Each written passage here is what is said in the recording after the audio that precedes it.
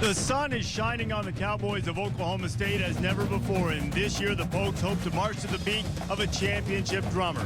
Those hopes built on the rocket arm of veteran quarterback Brandon Weeden, who returns, and perhaps the most prolific receiver in all of college football, Justin Blackmon. But in week 1 of the college football season, no one threw for more yards than Arizona's Nick Foles. He'll lead the Wildcats in tonight, where the Cats certainly remember the Alamo Bowl, a 36-10 loss at the hand of the Pokes, and they hope that tonight is the night that they can serve up a little payback. Arizona and Oklahoma State ready to roll from Stillwater.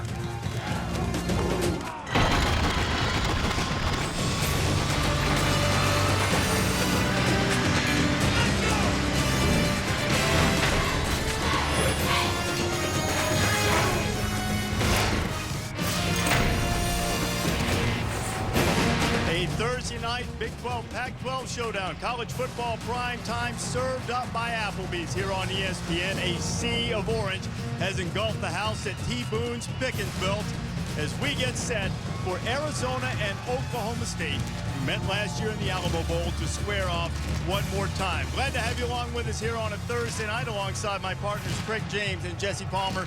I'm Reese Davis. Jen Brown's going to join us in just a little bit.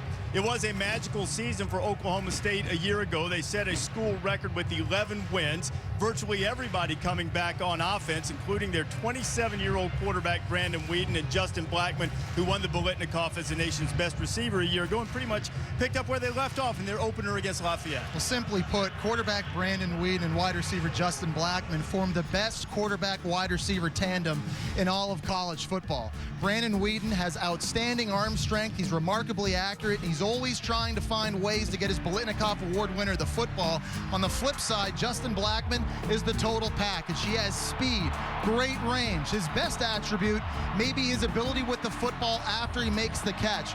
Craig, Brandon Weeden and Justin Blackmon have established a chemistry that you just can't find anywhere else right now in college football. In order to have that chemistry, you and I would both agree, you got to have somebody up front blocking for you. And I think the strength of the offense is the offensive line. All 5 offensive linemen returned from last season. This unit only allowed 10 sacks in 13 games. That's impressive.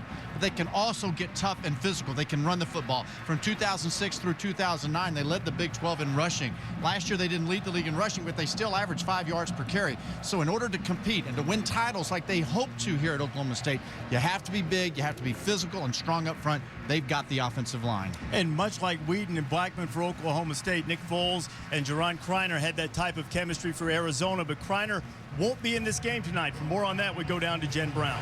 Thanks, Reese. Well, just a short while ago, head coach Mike Stoops told me that Juron Criner underwent an arthroscopic procedure on Monday to remove his appendix. Now, doctors told him that it's expected to be out 2 to 4 weeks, but Stoops told me that he hopes that Criner could be back as early as next week. Now, he did go on to say that he was disappointed that Criner didn't have the opportunity to showcase his talents tonight on this big stage like his counterpart Justin Blackmon has the opportunity to. But Reese, he did go on to say that it's situations like this one tonight where stars get the opportunity to step up and fill in. No doubt about that, Jen, but how big an impact on the Arizona offense? Well, if there's a position on this team that has depth, it's wide receiver. And so someone else has to step up, like Jen just said there. You know what? When you've got Nick Foles at quarterback, he's going to help make some wide receiver good. Last year, coming out 3,200 yards passing, 67% of his completed of his passes. This guy can get the ball to his receivers, but he's got to have time, Jesse. And I think the difference in this game versus 2 games ago when they played against Oklahoma State, they wanted to go deep.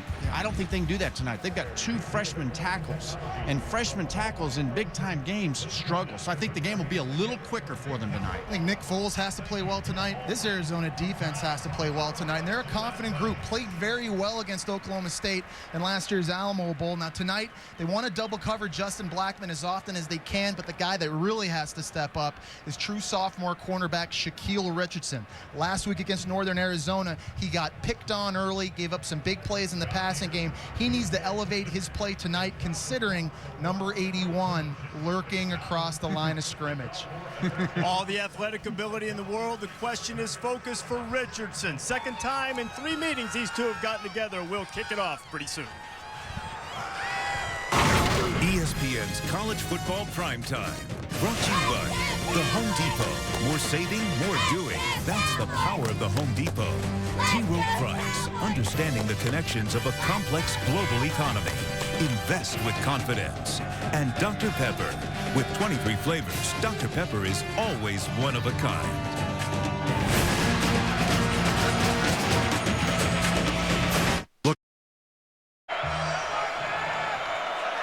Just about set to kick off in Stillwater. Arizona won the toss and they deferred. They'll kick it away to the black-clad Cowboys of Oklahoma State.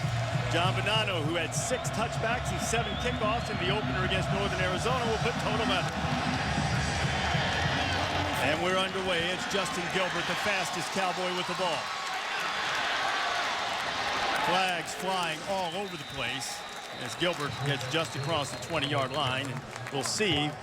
During a return, holding, receiving team number 39, 10-yard penalty, first down. So Oklahoma State will back it up 10 yards for their initial possession of the evening, and they'll be led out on offense by Brandon Weeden. Well, you've talked about Brandon Weeden quite a bit so far. He's got a new offensive coordinator in Todd Monken, who came from the NFL, has that experience. I think it's a great marriage, a great fit. Really fortunate for Weeden to have an NFL guy now training him. Just he's going to give him some technique and some finer points to the game that maybe he has not received in the past.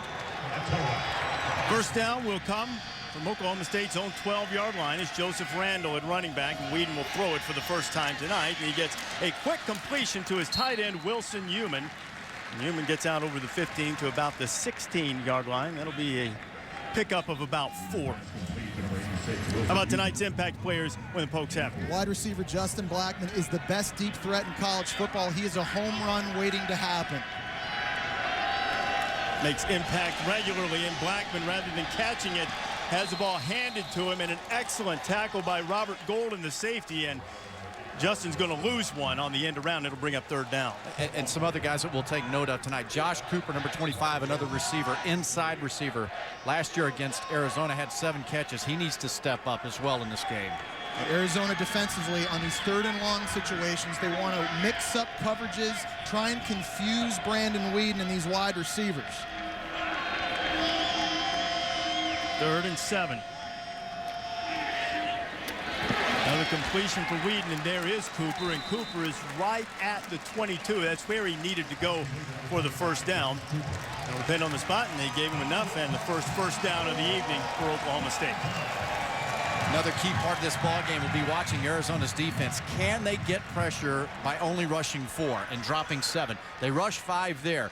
Dropping people into coverage against this team who has so many good receivers is important. So 4-man pressure, very important tonight for Arizona.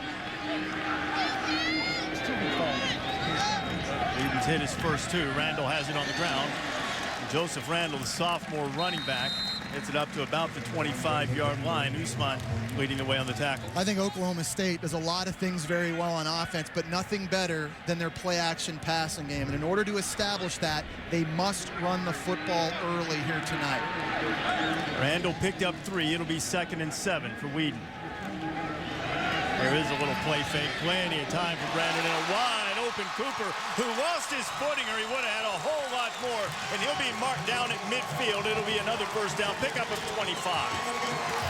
Last season, Cooper had nearly 50 receptions. This guy can catch the football. He's really good out of the slot, and this is what I'm talking about. When you look for Blackman all the time, someone else has to step up. Cooper's got the ability to do it.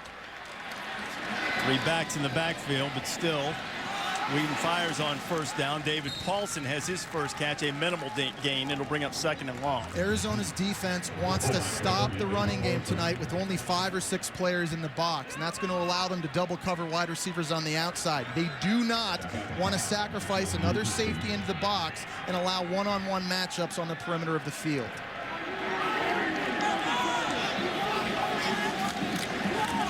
Second and 9 on the ground to Randall. Joseph has room.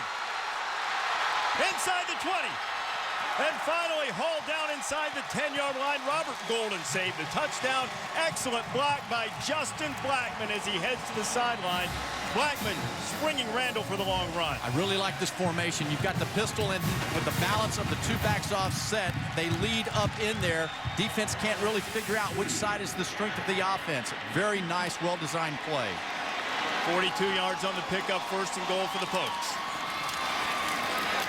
Randall powering his way, and he gets down to about the 1.5-yard line.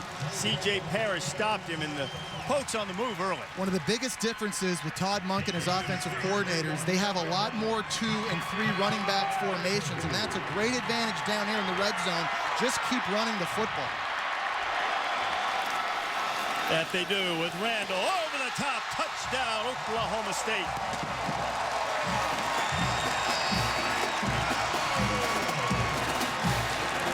Joseph Randall, who had a couple of touchdown runs last week, going for 129 yards against Louisiana Lafayette. 3 carries for 50 yards, the 42-yarder, the big one. A little routine 88-yard drive for the Cowboys to get things started. Great balance, running and throwing the football on that drive. Quinn Sharp, who handles all the kicking and punting duties for Oklahoma State. Right down the middle. And Oklahoma State takes its first possession, marks right down the field, and Old Bullet going to get to take a ride. The Cowboys donned in black, riding their sophomore running back who went up and over and found the end zone to get us started.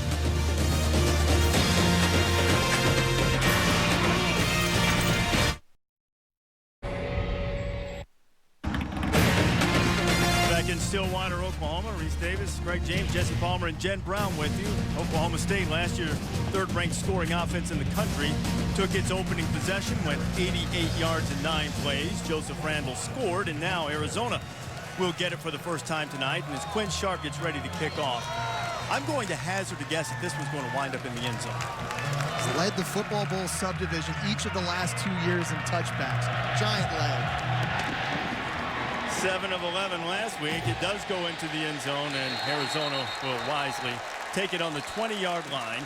And Nick Foles comes out tonight without his favorite target, Juron Criner. Nick Foles was in the zone last week against Northern Arizona. He completed 34 of his 42 passes because he did a great job reading coverages. He knew where to go with the football. Tonight, without Juron Criner and with a very young and inexperienced offensive line, he must play well with his eyes. The football has to come out quickly. That offensive line, Jesse, that you talked about, only Kyle Quinn had a start in college football prior to the season opener against Northern Arizona a week ago.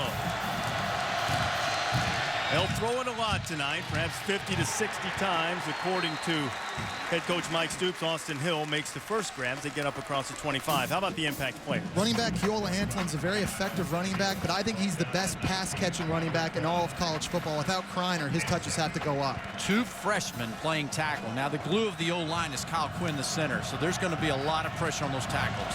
And Jamie Blatnick, as a pass rusher, led the team with 5.5 sacks a year ago. Antolin, his first carry, and on second, he needed about 5. Keola's going to be a couple of yards short. Daquan Lowe and Alex Elkins making the stop. This down and distance right now, 3rd and short. If you're the Oklahoma State defensive line, you're either anticipating run or short pass. So think about getting your hands up. You may not get a sack. Try to bat the ball down at the line of scrimmage. Blatnick lined up on the defensive left. Machete Jones at the top. He gets by that tackle, but another completion. Austin Hill has a couple of grabs as Oklahoma State, as most defenses do, have a turnover goal, trying to get 3 a night. They tried to rip it away, but Hill gets the first down, and Arizona will move the chains. Nick Foles doing what he has to do. He has to expect that he's going to have pressure. It's going to be a shorter time throw tonight because of those 2 freshman tackles, and he's a very accurate quarterback. 1st and 10 from the 37. Getting some heat from Blatnick. Antolin caught it, and Alex Elkins, a junior college transfer, was there to put him on his back almost immediately. Very short gain on 1st down. Mike Stoops in his 8th season as the head coach at Arizona. His overall record 4 games under 500. However, Stoops has taken Arizona to 3 consecutive bowl games. In the entire history of the program, the Cats have never been to 4 in a row. Pick up a 2 on 1st down, and Foles, little mishap on the timing and the handoff to Antonin. Daquan Lowe makes the tackle as Keola got up to about the 41-yard line. He'll be about 6 yards short at the first down. Now, Oklahoma State's defensive coordinator, Bill Young, is going to challenge these young offensive linemen for Arizona. Expect to see a lot of movement, stunts, games, twists from this D-line from Oklahoma State. Make these young linemen move around, see if they can get to the quarterback.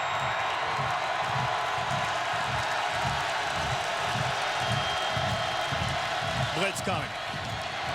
Foles is by the first wave, and he completes his pass, and they'll have it up across the 50-yard line. Making the grab was David Douglas. Douglas had 52 catches last year, and he'll convert on third down. Jesse, here's who you're talking about, what you're talking about with Bill Young. You see 5 people coming. The linebackers come, putting pressure on those tackles. They did their job. This is what Foles has to do. We've watched film on him. Normally when he breaks the pocket, he'll keep going. He has to continue to look downfield and deliver the pass. Nick wanted to float it out to Keola Antonin in the flat, but Oklahoma State had that covered up with Sean Lewis, and as a result, they'll get to Foles, and he'll lose about 6. It'll be second down and 16. That was defensive tackle Nigel Nicholas getting to the quarterback. He had a great game last week. He carried out the big stick here tonight, put a huge hit on the quarterback last week. He's a guy that's very active inside. He's almost like a pass rusher playing at the 3 technique position. He's a load for guards to handle. Free rushing and miscommunication between Foles and Hill. It'll be 3rd and 16. Going back to Mike Stoops just for a moment, 2 games ago when they played Oklahoma State, they had a lot of mistakes. And, that hung on their minds throughout the entire offseason. They worked. They want to come back. They know this is a big game for them. We've seen them several times, Jesse. We haven't seen them play well, though. He's hoping his quarterback right now doesn't try and force anything. 3rd and 15. Expect some sort of prevent defense. Check down's okay. And run the draw.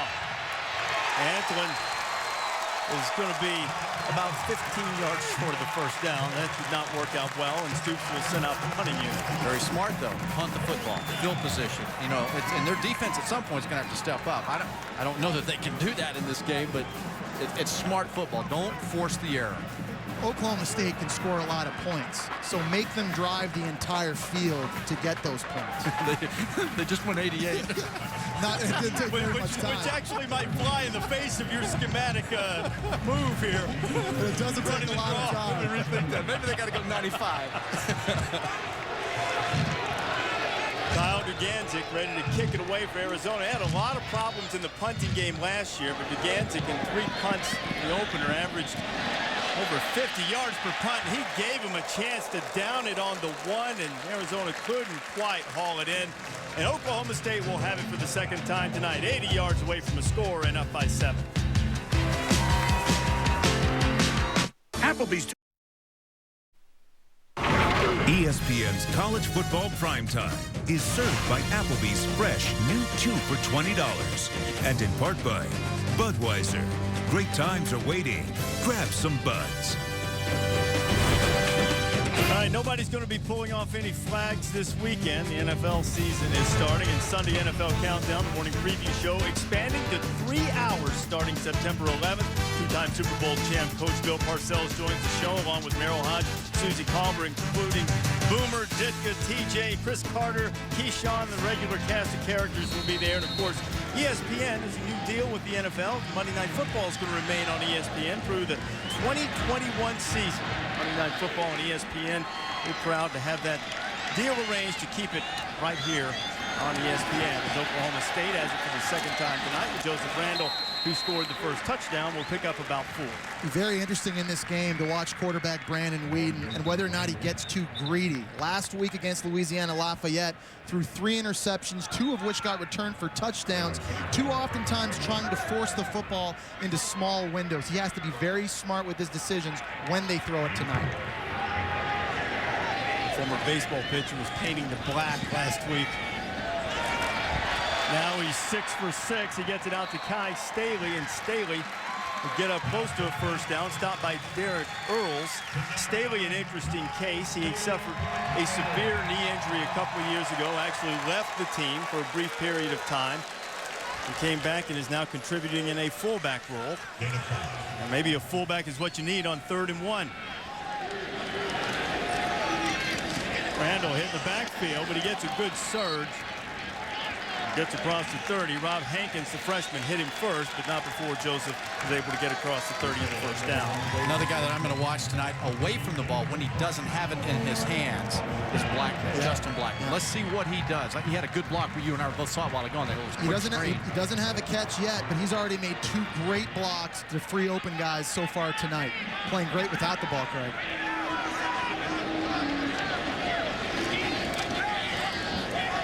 Plenty of time for Weed and firing for Blackman. Now he's got a catch, and Justin throws all the way down to the Arizona 41-yard line.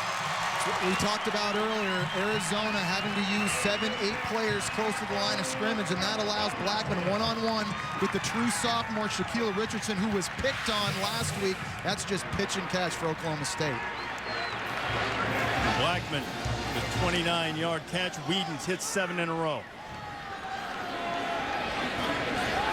On first down. Make it 8 in a row and another catch for Blackman. And the Blitnikoff winner picks up 9. He'll be about a yard short of the first. Back to back now. We've seen Arizona trying to rush 4, dropping 7. There's a difference, though. Rush 4, drop 7, but find the receivers. Because if you give Whedon this much time, he's going to find his boys. They did a good job in the Alamo Bowl last year of bracketing Justin Blackman with the exception of one mental bust. They're going to have to pick it up here now, though. Make the last pickup 8. It'll be 2nd and 2. A little delay. Nice play in the backfield by Paul Vassallo.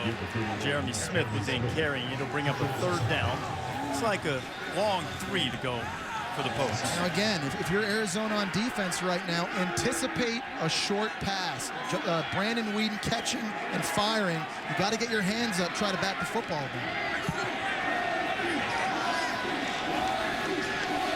Whedon every bit of 6'4", too. He'll drop a little bit to the side. A little pressure coming in out in the flat to Randall. First down and more, and he's knocked out of bounds and change the move again.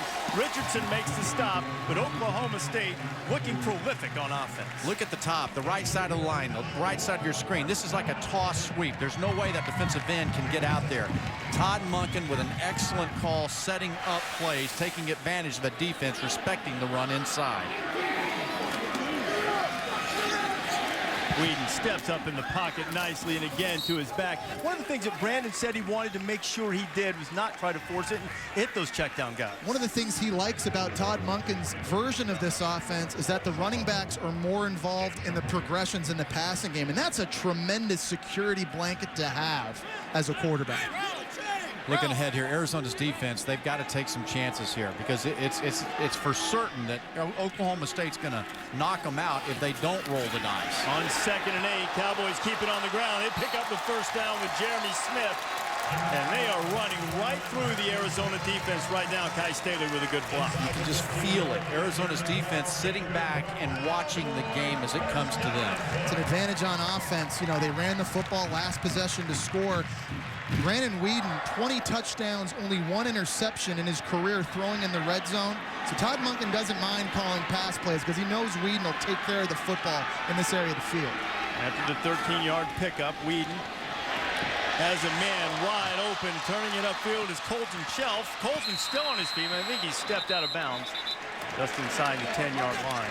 Here's an example of what you were talking about, Craig. Brandon Whedon not forcing it, taking the shallow cross. It's what he was given. He's got such a talented arm that he can take the chances from time to time, and he's okay with it. We watched him pin the needle several times last week, but then he got in trouble trying to do that. And Todd Monken's going to really convince him you can't do that the greater the competition becomes. 2nd and 8. Again, they go on the ground. Big hole for Randall, and Randall gets inside the 5. Vassallo kept him from scoring a touchdown. He's going to be just a hair short of the first down as well. It'll bring up a 3rd down. This inverted wishbone backfield right now giving Arizona tons of headaches in this football game. 3rd and short. They're going to throw it. The fade. There's Blackman, and there he is. Touchdown, Oklahoma State, and Justin's first of the year.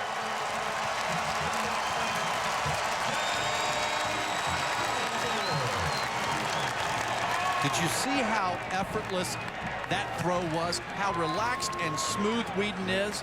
He's got so much confidence in throwing it right to that point. They've done that time and time again, and that ability, that's that baseball player in him. Just a very good athlete. How about Justin Blackman not showing his hands until the very last second, so the cornerback Shaquille Richardson had no idea when the football was coming down. Also did a tremendous job of getting that 1 foot down for the score.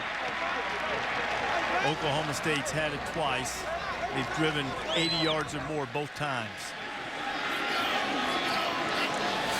Quinn Sharp. It's true. It's 14-0 as Brandon Whedon and the Cowboys get off to a scintillating start. Justin Blackman had a streak of 12 straight games with a touchdown stop last week. Put a stop to that tonight.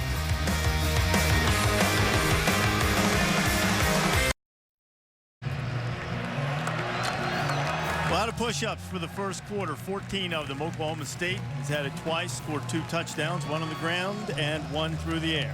Celebrating its 7th year sponsoring the Good Hands Field Goal Nets, Allstate makes contributions to participating universities' general scholarship funds for each field goal and extra point kick.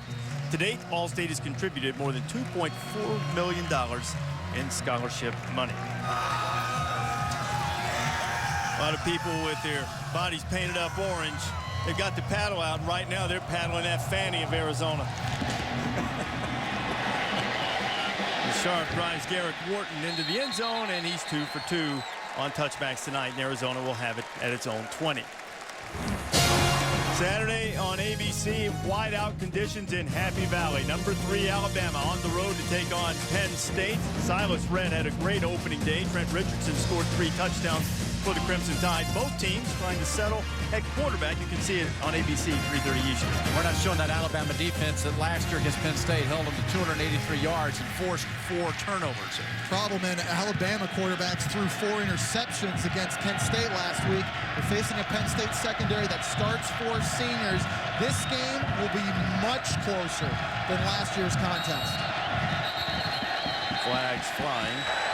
False start on the offense. Number 87, 5-yard penalty. First down. It's Drew Robinson, the tight end. It'll be 1st and 15 to start. You know, the 4 interceptions that A.J. McCarron and Phillip Sims threw last week, I should say. Greg McElroy only threw 5 all season a year ago. It's the biggest difference. We know Alabama's a national championship caliber team because of their defense. It's the quarterbacks that must take care of the football.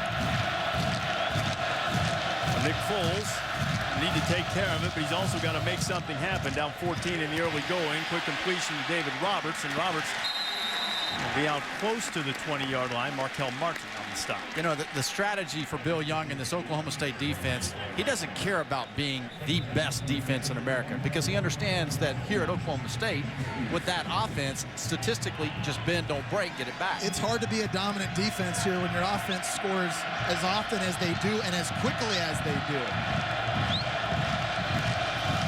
2nd and 11 for Foles. No Juron Criner in the lineup. They'll use a little tunnel screen. Oklahoma State was there to snuff out Austin Hill, but Hill has his 3rd catch of the night. He gets up just across the 25. He's going to have a little less than 5 to go for the first down. The problem for Arizona is it's difficult to go 10, 12, 14 plays to score. You can't dink and dunk Oklahoma State all game long. At some point, you're going to have to find a deep ball downfield. Without Juron Criner right now, though, they don't have anyone that's proven they can be that guy. 3rd and the short 5. Here comes some heat. Foles throws it over Antonin's head, and it'll be 4th down and 5.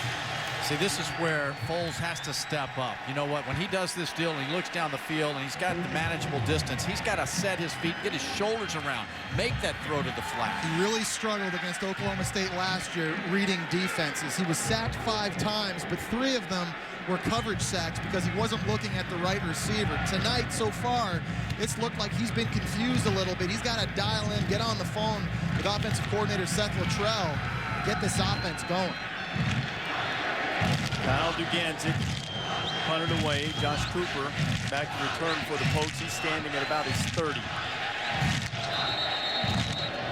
There's a flag. Delay game on the offense. 5-yard penalty. Fourth down. Arizona needs to be careful. The wheels aren't off the cart yet, but they're wobbling a little bit right now. Cooper, a dangerous return man. Had a punt return for a touchdown last season against Troy. Only had a couple of return opportunities in the opener against Louisiana Lafayette. Ganzik kicks it away from Cooper and out of bounds. Oklahoma State will have it back for the third time tonight. Really their best field position at about the 30-yard line after the 50-yard punt. And Justin Blackman has had a great start. Well, let's take a peek at what he's been doing away from the ball. The blocking, nice job. It clears the run. Again, going out, this time stays up, clears his way for another big play. This is so important for his overall personal development as a football player. We know he can catch the football, but for his teammates and to be a leader and a great football player, you have to perform every snap, just not when it's to you. On 1st and 10, Whedon, who hasn't thrown an incomplete pass yet, still has it. And Oklahoma State, one play, first down. Randall making the catch out of the backfield. I talked to Brandon Whedon at the Manning Passing Academy this past summer, and he told me that he knows this offense like the back of his hand now. It's the second year in the system. He's 13 for 13 right now, and he could be playing in a sleep. Whedon going to take a shot. Got a man out there, and he just overshot Tracy Moore. First incomplete pass of the night. Ooh, that was close. Let's go back a little bit to your comment there, Jesse. When Todd Monken came in here, he had to adapt to Dana Holgerson's offense and to learn the terminology. And Brandon was saying, you know, early on it wasn't quite, he couldn't get the verbiage out. We weren't quite the same tempo. And having an experienced older guy like Whedon to help him through the process was very important. A slant on 2nd and 10. Blackman has it. Hit the circle button and gets down inside Arizona territory to about the 31-yard line. Another first down. I think Justin Blackman's best attribute is his ability with the football after he's made the catch. He's strong through the football, and he's so explosive with that first step. Blackman that time took a big-time hit from Shaquille Richardson. Now a little jawing afterwards as Shaquille trying to rally the troops. Good, solid, clean hit. Inside a minute to go in the first quarter. You know what? Hey, it's 14-0. Make your play, jump up. You're excited about Richardson. Get in the huddle. You know, just go on back. But going back, if you look at Blackman, I bet he wouldn't run in the 4.5s. But he plays faster than that. And that little circle move he made, Reese, you see how quickly he got back north? I think it's the B button if you like Xbox better. It is the circle. 2nd and 10 on PlayStation. Another big hit. Arizona's defensive backs now jawing a little bit. Jordan Grandin with the hit on Colton Shelf. The B button. I think this B button. I never control my guys. But you say the first one. You say you get locked in and focused on who you're going to throw it to, right? Yeah, Todd Monken is locked in right now, and so is Brandon Whedon. First down for the Cowboys. Seconds ticking away in the quarter. Just get it off. Whedon. Another completion. Randall is wrapped up immediately. Derek Earls makes the tackle. Arizona trying to show a little bit of fight. We lost a couple yards on that play, but Oklahoma State is threatening again, already up by 14.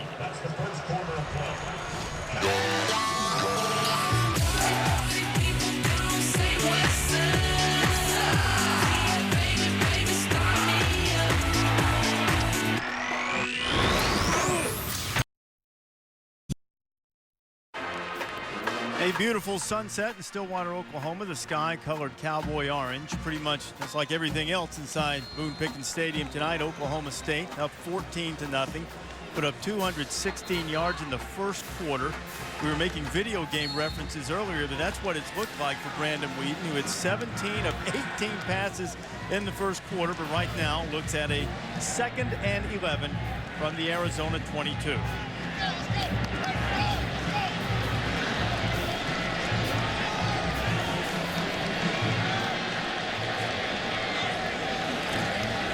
Seventh straight pass on the drive, another completion, another very short one. This one to Joseph Randall. It's going to bring up 3rd and about 9. So this play, Oklahoma State lines up in 5 wide receivers, and Arizona says enough is enough. We're going to blitz one extra player, force the football out of Brandon Whedon's hands quickly. Here they are in the fringe of the red zone. I'd expect pressure again right now from Arizona. We're going to call it 8. See if Whedon takes a shot. Quick to Hubert Anium. Anium has the first down. He's inside the 10-yard line. It'll be 1st and goal for the Pokes again.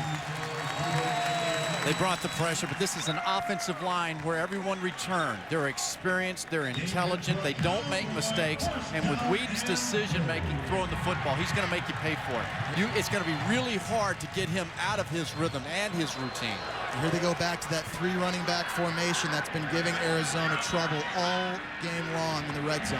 And the bigger back, Jeremy Smith, is in, but it's Randall who has it. He avoids one in the backfield, and Joseph's inside the 5-yard line. It'll be 2nd and goal. It's a pick your poison dilemma, Craig, if you're on defense for Arizona. You need the bodies at the line of scrimmage to stop this rushing attack, but that all of a sudden leaves Justin Blackman one-on-one in the perimeter. They've taken advantage of that already with a touchdown pass. Sometimes you just have to recognize I don't have enough horses on my side of the line of scrimmage to stay with all that they have, especially with maturity of Whedon, his decision-making, and the play calling of Monken.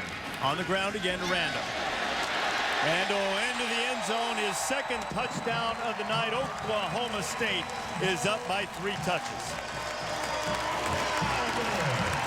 And we heard in our meetings from Todd Monken that he thought that maybe Randall was a little bit more of a space guy, but he showed a lot of patience and vision there. Patient with the block to allow it to happen. Dipped his shoulder. You saw that recently. He hit and knew where the hip blow was going to come from. I like that. How about the efficiency of Oklahoma State as well? 3 drives, all more than 70 yards. That one was the shortest. And they are opening up a can on the Wildcats' backside again. And this time, they're dominant on offense. Last year in the Alamo Bowl wasn't like that so much. It's been a frustrating quarter plus for Mike Stoops so far.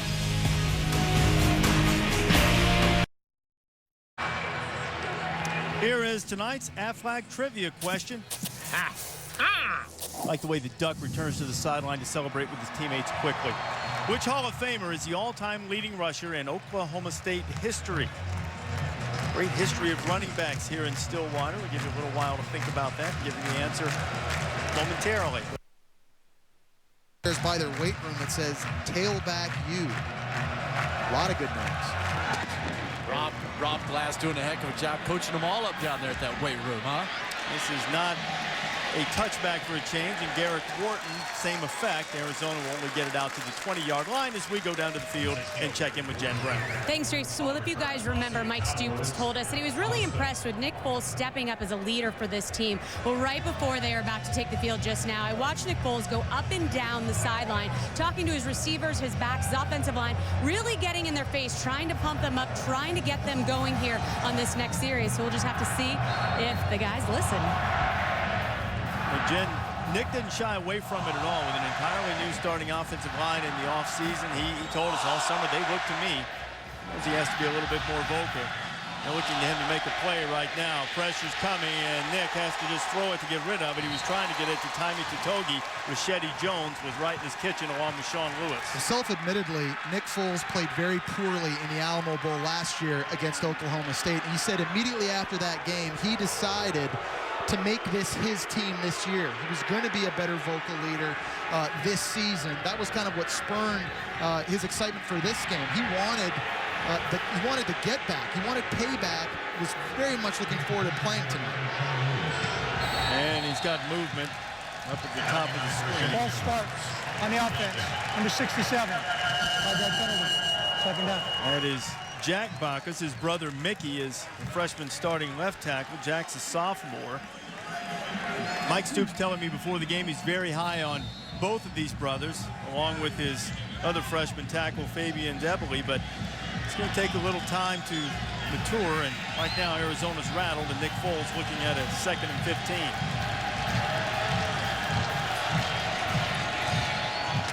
Foles completes the pass. Gets it out to Dan Buckner, and the Texas transfer gets close to first down yardage. It's going to be a couple of yards short. It'll bring up 3rd down. So you see, without pressure on Foles, the step and the throw, he's got the accuracy. He has the arm, but you have to be mindful, and it is a real deal. That offensive line is a work in project. It is something that's going to take time before they can give him the pressure without worrying about it. Need a long one for the first down. I'll go to the I backfield. Antonin is hit short of the first down marker. Now, I don't think he got there. Christian Littlehead was the one that hit him first. All right, you're in trouble. You're reeling. What do you do here, boys? Well, you have a big running back in Tommy Totogi, who weighs 250 pounds, and he's already motioning over to the sideline. Hey, let's go for it. Let's get it going. Give me the rock. And it looks like they are going to go for it. Well, what has it been, Reese? It's been 88, 80, 70 plus, right? 39. And now it is early, but I mean, I think the rhythm tonight has shown that it's all Oklahoma State offense. Totogi frustrated coming out. It calls to mind what my studio partner Lou Holtz says. You see the play clock running down, and they do just get it off. That your decision as a player comes on third down as to whether you'll make the first down. It's mine on fourth. And they drove Cooper back into his own end. Now the flag is on the play, and we'll let the officials sort it out. Prior to the snap, false start on the offense. All of the players got set. 5-yard penalty, fourth down. There was a player, a gunner, game clock to 11 minutes, 52 seconds. On the outside of that formation that wasn't yet fully set. They snapped the football on him when he was still motioning out to get set up. And that's why they've called that penalty. The penalty brings back a 59-yard punt off the foot of Kyle Duganzik. See if Kyle can unleash another one. He had a couple in excess of 50 in the opening win against Northern Arizona. Handles the snap, which appeared to be a tad low. This one not quite as deep, but it had a little bit of carry. Cooper with some room. Just tripped up, or he might have had 10 to 15 more yards, and there is yet another flag on the field back at the 20-yard line. Holding, number 47 of the kicking team. 10 yards will be added to the end of the run. First down. The guys' penalties were a big problem for Arizona a year ago. They had 92 penalties, 98th in the nation. That's their 5th penalty tonight already. Oklahoma State right now putting the boot to Arizona. They're up by 21. ESPN's College Football Primetime. Brought to you by Mercedes-Benz. Experience truly great engineering today at your authorized dealer. And Chick-fil-A. We didn't invent the chicken, just the chicken sandwich. A beautiful night in Stillwater, Oklahoma. Time for the answer to tonight's trivia question. Which Hall of Famer is the all-time leading rusher in Oklahoma State history? Plenty of great running backs to choose from, two most notably, and Thurman Thomas, the all-time leading rusher at nearly 4,600 yards. Perhaps his greatest feat was keeping Barry Sanders largely on the bench, as Brandon Weeden, this is pretty much his first mistake all night. He didn't have one incompletion, but tripped up. Well, he is 27 years old, so he is getting a little bit old. The guys on the team joke with him. They call him old man. They call him grandpa. And kind of showing that age a little bit right there, Craig. They also call him good. He's earned that foot fault. Grandpa's foot fault, lost 9, is 2nd and 19. He's going to be 28, by the way, in October. Have fake the end around and throw a little screen. Randall. One man to beat, and he cannot do it. An excellent open field tackle by Mark Watley, the junior from Encino, California. Take your eyes to the linebacker level when he fakes the reverse and see what it does to the defense. Watch that linebacker level, that second level on the end coming around. That gives just enough room for the line to get out front to be lead blockers. Great execution. I mean, this offense puts so much pressure on a defense to cover the entire field, and you don't know where the ball's going to go. I had a penalty on the play, and Oklahoma State's backing up. The only people that have been stopping Oklahoma State's offense tonight is the Oklahoma State offense with these penalties. Because, Craig, you're right. Tremendous balance right now, both running and throwing the football. Well, the penalty was a hold on Hubert Andium, the wide receiver, and Mike Gundy's team is looking at that. Should read 2nd down. The marker across the way is 2nd down and 20 after the penalty.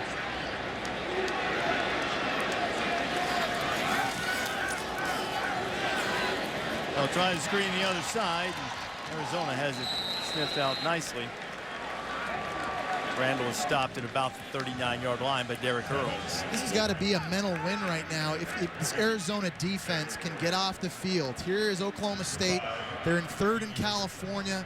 Not a lot of play calls for them to convert this, so you lay back in your prevent. Keep the football in front of you. Do not let Justin Blackman or one of these big play threats get in behind you. California is 18 yards away. How far the Pokes need to go for the first down. Quick completion. It will not be enough for the first down. Colton Shelf gets up to midfield. Paul Vassallo on the tackle, and for the first time tonight, the Oklahoma State offense does not find the end zone, and they'll send out Quinn Sharp to punt it away. 22 of 23, any good? Brandon Wheaton. That's a start. Oh, goodness. But he did trip. Here is Quinn Sharp, who was second in the nation last year, averaging over 46 yards per kick, and he kicks a ball that looks beautiful, spiraling through the air, but it goes into the end zone for a touchback, and the Wildcats will have it on their own 20 when you come back to Stillwater. It has been all Oklahoma State so far. The Pokes up big. Scene on campus here at Oklahoma State. The ninth-ranked Cowboys on top of Arizona, 21-0 early in the second quarter. Saturday afternoon, a huge game in the SEC East. South Carolina and Georgia, the Dogs licking their wounds after losing to Boise State. College football presented by Cars.com on ESPN and ESPN2, Saturday at 4:30. You can also watch on the WatchESPN.com and the Watch ESPN app. Will set the tone for the rest of Georgia's season, you get the feeling. Arizona starting from his 20 for the third time tonight, and Foles bought himself a little time but fired a little bit too high for David Douglas.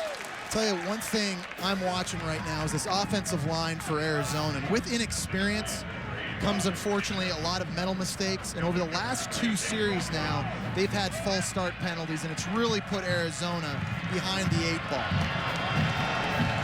5 of those 6 starts you see on the screen came last week against Northern Arizona, and this is a tough environment tonight. 2nd and 10. Foles underneath. He has his man Richard Morrison. Morrison up across the 30. He had a good game in the Alamo Bowl against Oklahoma State last year with 6 catches. So the offensive line that time did a nice job of playing the piano. They only rushed 3. They made their El Paso cross stunts on the defensive line, picked it up, and gave Foles plenty of time to throw the football. So, I mean, it's a talented group, just haven't been together enough to know exactly who they are. Foles pressure, hit as he throws, and Antonin's hit as he catches. Alex Elkins, a junior college transfer. He didn't even play football until he got to junior college. Physically, he's outstanding. We'll see on this play, we got a young right tackle on the right side now, playing here. Just getting beat to the back of the end zone, just gets swam. That's Jeff Backus, sophomore. You leave these young guys in one-on-one situations, that can get you in trouble. Plan was to try to avoid that on 2nd and 13. They'll try to slip Antonin by, and Keola running into a whole lot of black jerseys. Now back out to about the original line of scrimmage. Going to need about 10 for the first down on 3rd. One of the things Bill Young was looking for and is looking for on this defense is to establish the defensive tackles inside and to replace a couple of really good linebackers on the inside. That's the only question mark on this defense, the inside part of that front 7. Tonight, so far, they've played extremely well.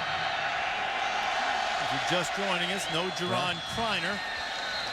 And perhaps a little bit eager was Nigel Nicholas. Well, Craig, you jinxed him. He's got to quit listening to us. Quit listening to the snap count, too, maybe. Well, nice job by Nick Foles using the hard count to try and get a free 5 yards. Offside, defense, nose guard, 5-yard penalty. Third down. Nick Foles here showing you his seniority, using the hard count. It's a nice job by the center, Freeze and Kyle Quinn. Nicholas saw him bob the head up. He thought the snap was coming. Now all of a sudden, this 3rd down, much more manageable for Arizona, I think, to get some crossing routes going underneath. Get a receiver catching the football on the run. See if Nick can do that on 3rd and 5. Cowboys showing a little pressure. Right guard moved.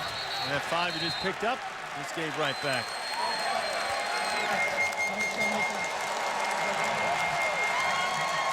Just see what's happened here. You get a 3-man rush, you get a 4-man rush, you get a 5-man, you get 6 up there.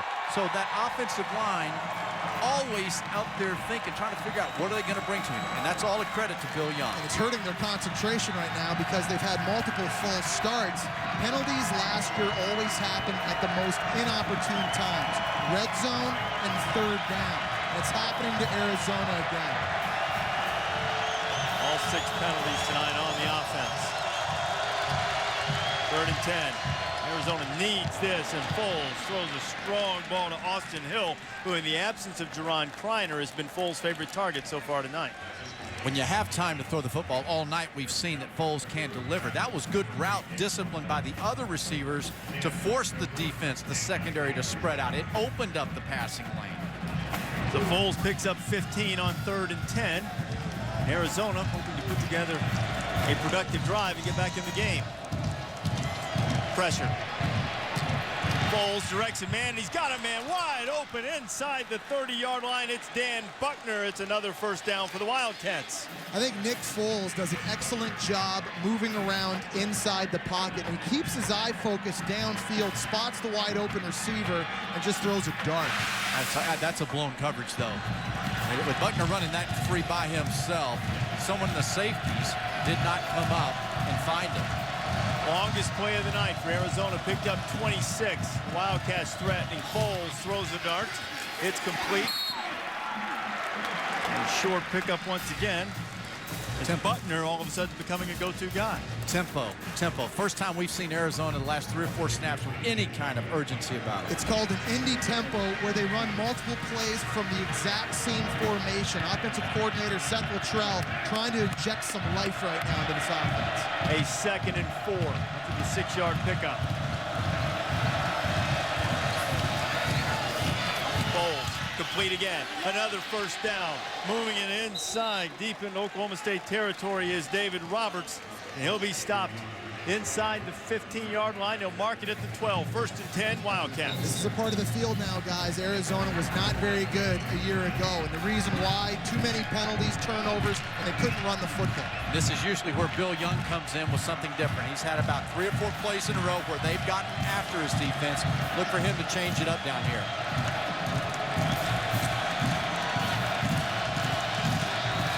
9th play of the drive coming. Foles firing complete. Making the grab is David Douglas as he gets inside the 10-yard line, down to about the 8. We saw Wisconsin last week, and we said they're one of the best teams in the country in red zone offense because they run the football so well. But Arizona has to throw the quick passing game as an extension of the run game. And those windows down here, they're really small. It's hard to score if you can't run. Gonna try to run it with Antonin. Keola picks up maybe a couple. It's going to bring up 3rd down. Going to mark it just outside the 6-yard line. They need to get inside the 5, just inside the 3 for the 1st down. I like that play there by Caleb Levy, number 45. He had gap responsibility. He got up immediately when he saw the guard pulling, and it forced the back to stay play side. Didn't give him the cutback look that he was hoping for. This is where running back Keola Antonin, I believe, is at his best. He is so good catching the football out of the backfield, particularly in the red zone. 3rd and 5. Keep it on the ground. Antonin not going to make it. He stopped 5. And get it down to around the 2-yard line. Stoops has a decision. I like points. 3 would look a lot better than that goose egg going there at halftime, but realistically, if you're trying to compete in this football game, you got to go for it. The good news for Arizona, they have a lot of height at wide receiver. They got 6 guys listed as 6'2" or taller. This may be a jump ball type situation for Arizona. Unfortunately, the best one's not here. Juron Criner, after having his appendix removed, didn't make the trip. He's top receiver. We'll see who Foles goes for on 4th and 3. Nick firing a dart into the end zone, and it's broken up. He was looking for David Douglas, and Daquan Lowe has the breakup in the end zone, and Oklahoma State comes up with the stop. There's a lot lots of traffic that's going across the middle of the field. Plenty of time to make the throw. It's just, it's just good coverage. Defensive back getting his hand in there, knocking it away. Sometimes you got to tip your hat to the defense.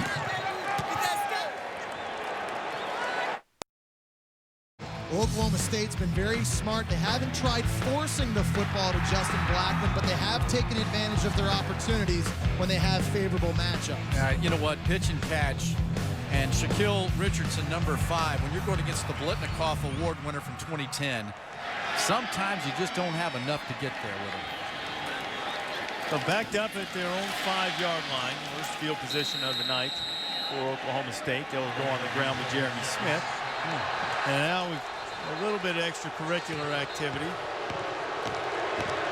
Crowd not pleased with it. These two teams a little bit chippy. If you remember last year in the Alamo Bowl, Justin Blackman sort of Cadillac'd across in front of the goal line before scoring a long touchdown. And Arizona watched that play in virtually every film clip they had this summer. Paul Vassallo telling us, let's just say we haven't forgotten it. Enough said. They haven't been able to do anything about it so far. As Whedon on 2nd and 8 fires a strike to Hubert Anium for the first down. You see this play last year. It's a busted coverage from Arizona, and Justin Blackman goes 71 yards. Right as it gets to the end zone, decides to go streaking. And defensive coordinator Tim Kish showed his defense this play every meeting. They definitely have a chip on their shoulder coming into tonight.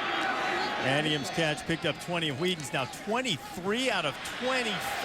They keep it on the ground with Kai Staley. Staley gets up across the 30-yard line, close to the 31 or 32. Pick up of about 4 on first down, maybe 5. When you become a really good football team, and they're top 10 right now, Oklahoma State does it methodically. They do it with composure. They don't have to get out and talk. They just go execute their plays. You can see the composure they have. They're smacking the defense, getting back in the huddle, doing it again. Whedon taking a shot. Blackman's out there, and he lays it right on him, and it comes free. And Blackman had it and couldn't hold it. Marquise Flowers on the cover. Right there, you see the chemistry between Brandon Whedon and Justin Blackman. Right before that play, he flashed his index finger over at Justin Blackman to change the route, saw something in the defense, and they almost hit a home run. I watched him in film study. He does that finger about every time, though. Justin Blackman thinks he can catch the ball every time it comes his way. He'll be miserable because he didn't finish that play. And Whedon's just going to have to get rid of it. They've been 5 of 6 on 3rd down. I'll make it 5 of 7. C.J. Parrish applying the pressure for the Cats. And now there's a late flag. Let's see. Intentional grounding on the offense, number 3. There's no receiver in the area. Loss of bounds, spot of pass. 4th down. But you know what? When we talk about Justin Blackman, Brandon Whedon knows that if he throws the ball his way, 90% of the time he's going to catch it. The guy is that good, whether it's single or double coverage. We've talked about the plays away when it's not being thrown to him tonight, what he's done, and he's been successful at being a complete player.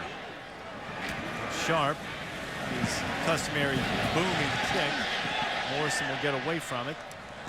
Cowboys let it roll. They're going to stop it at the 25-yard line as we go back into the studio and check in with John Saunders. Well, Reese, it's the Sports Center right now, brought to you by Coors Light. Peyton Manning will have had neck surgery again today. It's single-level anterior fusion. Apparently, many people have it all across the country. 2 Colts had it last season and returned to play. No timetable on his return. In the NFL tonight, the Packers are leading the Saints 14-7 as time's about to run out in the first quarter. Reese, we'll see you at halftime. Back to you. All right, John, so the NFL season getting underway. Peyton Manning has a devastating piece of news for the Colts as Foles rolls out on first down and finds David Douglas. Douglas pick up a short gain on first down with just over 90 seconds remaining in the half. It would be massive for Arizona to put some points, even a field goal up on the scoreboard to get some confidence going in at halftime. With 1:33 seconds, all 3 timeouts, that's an eternity for Nick Foles. You don't have to rush. 2nd and 6. Foles has a man, found a little hold in Douglas, and Douglas gets into Oklahoma State territory at the 49-yard line. It'll be a first down, and the Cats have a chance to score before the break. That's that Tampa 2 defense. Middle linebacker went straight back to safety, and you couldn't see where there was no safety over the top to help there. Foles found and knew exactly where the opening was. Pickup of 22. Pick up the pressure nicely. Another catch for Douglas. He steps out of bounds to stop the clock. They'll mark him about a yard short of the first down. Quarterbacks like playing in 2-minute situations because more often than not, defenses are more vanilla. It'll be interesting to see here if Bill Young will start mixing it up on him a little bit. They might like it as long as the offensive line can handle it. And when they do mix it up on defense, that's when the offensive line gets tested. I believe that we've had some miscommunication with the change. You see the ball is just short of the first down marker, but they went ahead and moved the change as if the first down had been picked up on that previous catch by Douglas. So put together and see what they've decided to do.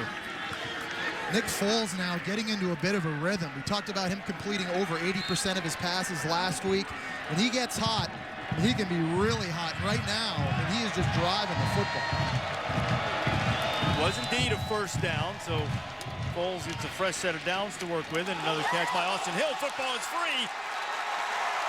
And as if things haven't gone poorly enough, Oklahoma State comes up with a turnover. Is Rashedi Jones, the defensive end, who's there to scoop it up.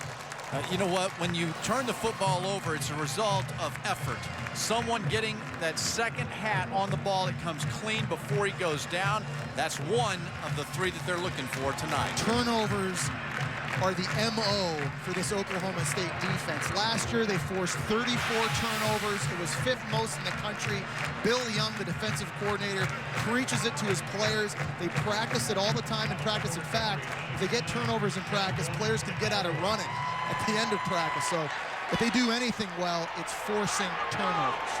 All right, so they got it at the 32. Mass confusion on Arizona's part. They've got part of their offense on the field remaining, part of their defense. Now Mike Stoops out there talking to the officials. I think they're wanting to look and see if Hill was down, but clearly it appeared to me that the ball was out. It looked like it from the replay that we saw just a moment ago. While they sort this out, we have a minute. How would you, if you were in the situation with Todd Monken, 68 yards up by 21, 68 yards away from the touchdown, how would you attack in this last minute, 5 seconds? They have the ability. Listen, you heard the official. They have the ability on any one given play to go the distance. We saw that Blackman almost finished a 40-yard bomb just a moment ago. Your whole playbook is completely wide open right now if you're Todd Monken. If you do get the football back, you have 3 timeouts, and Brandon Whedon's only thrown 2 incompletions on 25 attempts. Just run your offense. This is an offense that's used to scoring very quickly. So does that answer your question? I mean, I think that they are in scoring zone right now every time they snap a football. That ball comes loose before any part of the body is down. Yeah, Stoops challenged the ruling, sort of a last gasp effort, at least in the first half. And I can't see any reason why that's going to be turned the other way. Caleb Levy was in there along with Daquan Lowe and knocked it free. And I think it's the right challenge because you got to give your defense a chance to catch their breath and remind them the After importance review, of the playing. ruling on the field is confirmed. Fumble, recovery by the defense.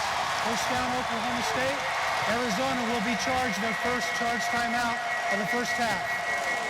Normally, a defense in this situation would lay back and play prevent, but if you let Brandon Whedon pick you apart, you're dead. No doubt. So I think you have to come after him here. You have to kind of go against the grain, start bringing some pressure.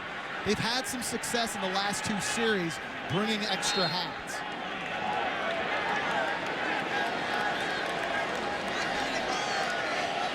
First and 10, minute 5 to go. Whedon, Blackman. Blackman has the first down. Wisely scampers to the sideline. They'll mark him out of bounds just short of the 50-yard line.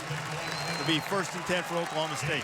He's so big and strong, he carries his football pads as if nothing were on him. You see the acceleration when he got the ball in his hands to get upfield.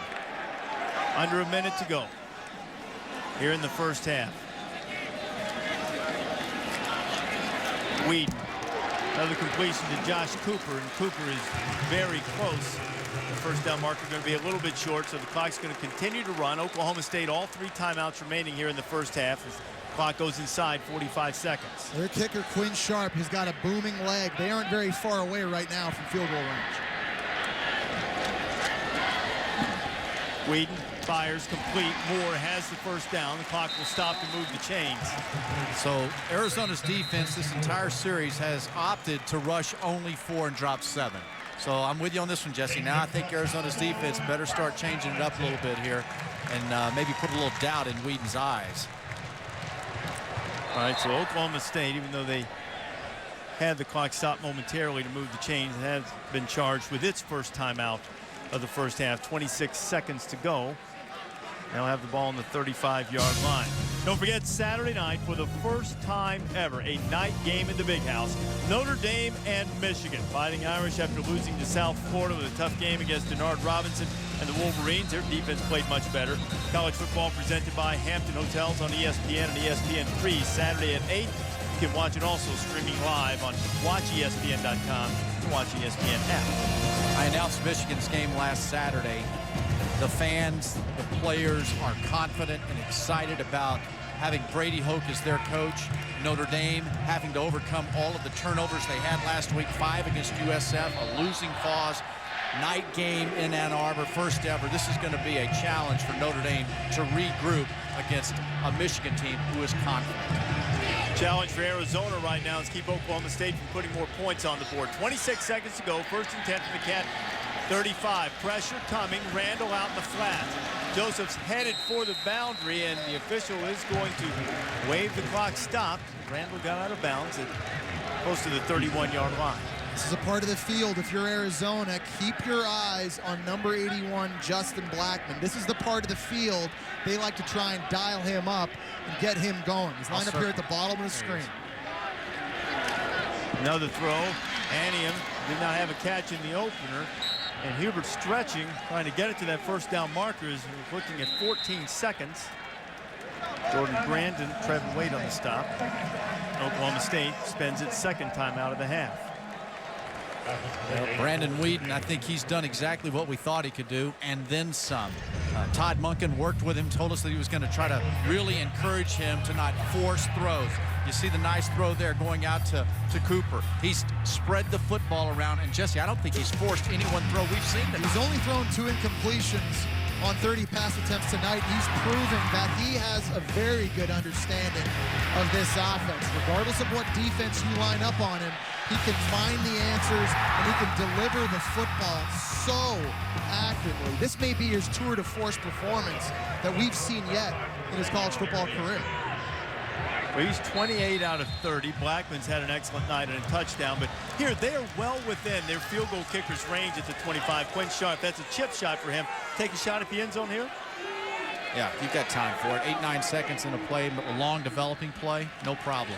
Pressure coming. Whedon hit as he throws. Ball goes backwards. Muhammad Usman, they're calling it an incomplete pass and saying that the arm was going forward. Now, Arizona last year lost 3 defensive ends and lost 19.5 sacks from their team, but they don't feel like they've lost a lot of defensive end, and Usman applying some serious heat. Well, they lost 3 defensive ends to the NFL draft and 66 combined career sacks. And Usman, a guy that was a backup a year ago, is being asked to step up now and make plays. Here again, if I'm Arizona, I like the pressure. Get after Brandon Whedon. Don't let him time back there to pick you apart. And Brandon's only got 8 seconds here, and they're in field goal range. He's got to be quick.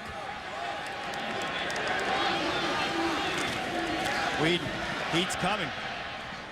Throwing it out toward Moore. And he got it just in time. There was a lot of heat coming from Sione Tuihalamaka. And just to be honest with you, because I'm high above the field and get to play official up here, I thought Tuihalamaka got held. Yeah. Well, you know what? It was a nice job of executing. Oklahoma State got down the field and going to give themselves at least a chance for 3. And the flag has been dropped at about the 36-yard line.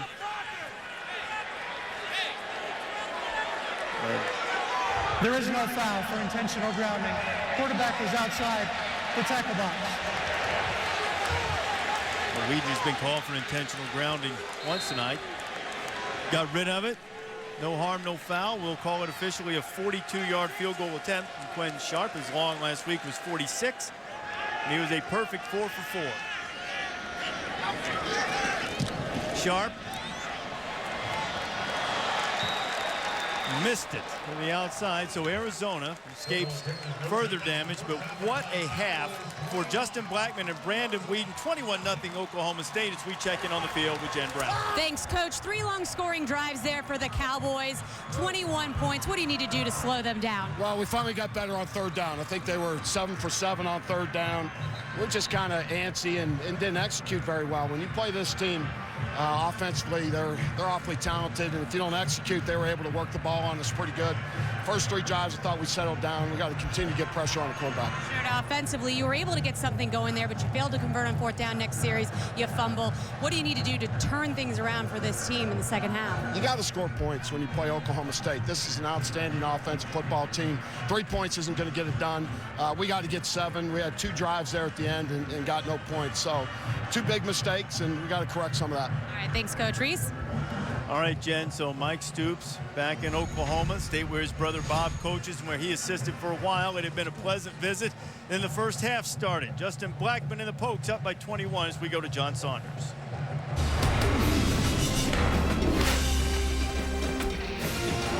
Alongside of Lou Holtz and Mark Mayrese, thank you very much. And you have to feel for Coach Stoops with the schedule that he has. We talked about that coming up, but going against this offense is practically impossible to stop. And Brandon Whedon's been incredible. 28 for 32 in the first half. He's been sharp, and everybody talks about him as a quarterback position and Justin Blackman as the wide receiver. How about Joseph Randall? Here's a player you're not going to hear a lot about. 71 rushing yards in the first half, 36 receiving yards on 8 receptions. It's a nice piece to the puzzle for this Oklahoma State offense. Well, offensively, they're outstanding, Mark. As you mentioned, they can run, they can throw, they can catch, they can run after they catch.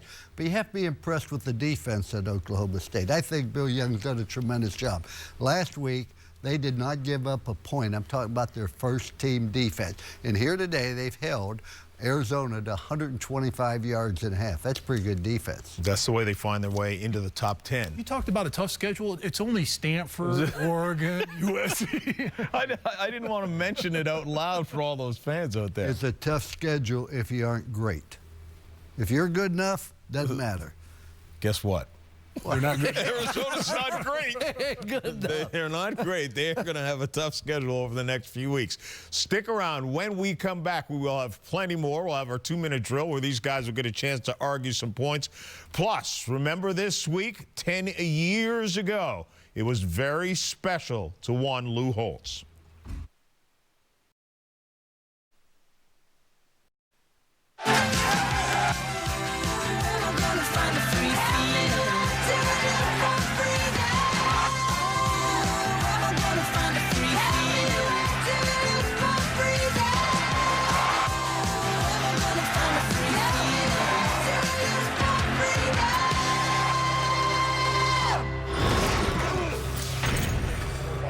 Just about ready for the second half. Glad to have you with us. ESPN's College Football Prime Time. Served up by Applebee's tonight in Stillwater, Oklahoma, where Oklahoma State, in one of its 48 uniform combinations, ought to be eager to get back out on the field after the way they played in the first half. 21-0 at the break. Reese Davis, Craig James, Jesse Palmer, and Jen Brown with you tonight. So, complete domination by the Pokes in the first half.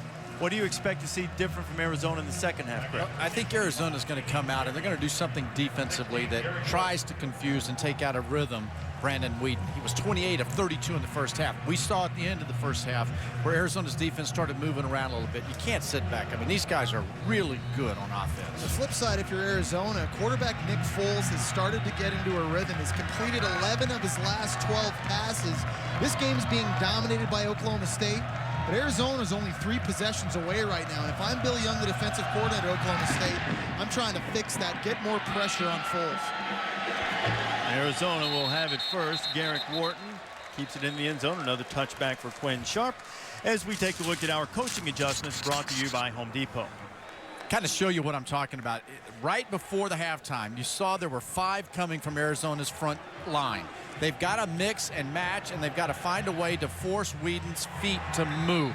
When they did that in the first half, they had somewhat of a chance. But again, Brandon Whedon just was 28 of 32. You're Mike Stoops. You just got to tell your two cornerbacks, Trevin Wade and Shaquille Richardson, guys, sorry, you're on an island all second half. And very important possession for Arizona. First 5 minutes in the second half, always important. Nick Foles, who hit 11 of his last 12 passes, making 12 of his last 13. Geno Crump, over walk-on, just put on scholarship, makes the grab. He'll pick up 4 on first down. Well, we saw last year Nick Foles complete 86% of his passes against Toledo. He lit up Oregon for 448 passing yards. If he gets hot, he's on fire.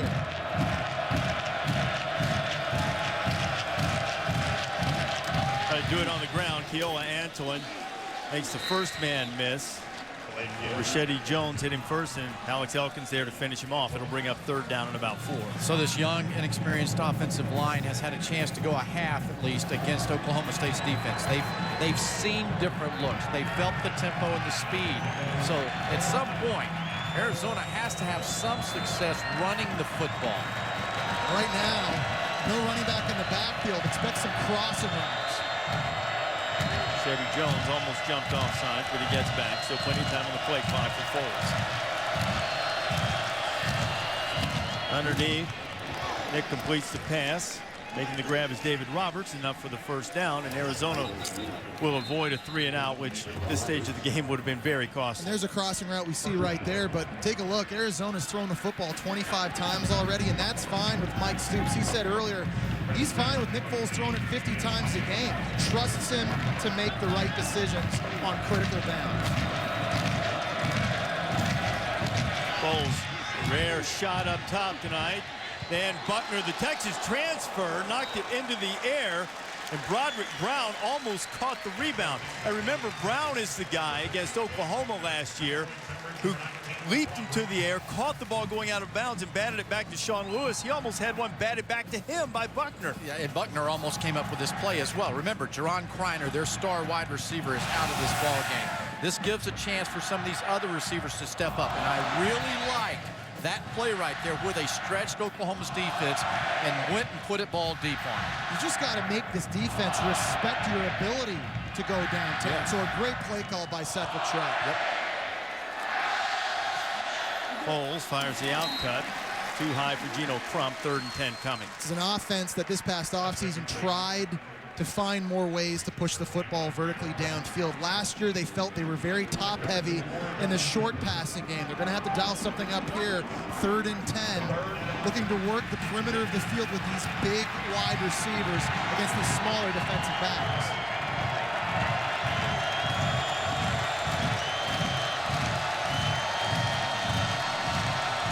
Only 3 rushing, 8 in coverage. Wilson Newman flushed Nick Foles, and Foles threw it along the sideline, but out of bounds was Richard Morrison. As he made the grab, it'll be 4th down and 10, the punting situation for the Cats. So as Oklahoma State rushes 3 and dropped 8, the thing I liked about that play there was Foles moved, had his eyes down the field, and that series, they looked like there was more composure there. Not just by Foles, but by everyone. Probably good news that Foles was moving around too. We saw him grabbing his hamstring a couple of times in the first half. Gigantic shown off a big leg tonight for Arizona. Josh Cooper's waiting just inside his 25. It's a low returnable kick for Cooper. That may draw a flag, and it does. This is going to come back for a block in the back as Cooper stopped at about the 40-yard line, but this is going to come back. A little over-exuberance in the attempt by the Oklahoma State return team. During the return, block in the back, number 18 of the receiving team, 10-yard penalty, 1st down, timeout. Devin Hedgepeth, the cornerback, the one nabbed for the block in the back, but that just gives Brandon Whedon some more room to operate. Pokes up 21. Telecast is available in 3D, presented by Sony. Now For tonight's Saturday menu, brought to you by Applebee's. Only one game matching ranked teams. You'll see it on ABC, Alabama and Penn State. The other marquee game, Notre Dame and Michigan. But those other two in the SEC carry some clout. I like Mississippi State. Chris Relf, their quarterback, the last 4 games, 68% of his passes, 8 touchdowns. The guy's hot. We see them next Thursday night on Thursday night, LSU, Mississippi State. South Carolina and Georgia, important battle in the East as Oklahoma State puts it in play from its own 20. Kai Staley on the reception from Brandon Whedon. Whedon now 29 of 33, and it's probably worth noting in the NCAA record book, record for completion percentage is kept by virtue of the number of passes that you complete. Now Whedon's going to be in that 30 to 40 category. Steve Sarkisian holds it among those completed at least 30 passes. Cliff Kingsbury among those who completed at least 40. And Whedon's incomplete. He's a little bit behind pace in terms of record right now. He does have a third down coming here. Really impressed with Brandon Whedon. We've talked about him not forcing the football downfield, but a lot of that comes on offensive coordinator Todd Monken as well, who admitted to us yesterday it's easy to want to dial up bombs when you have this kind of quarterback and all these receivers. He's done a nice job being patient with his play calling as well.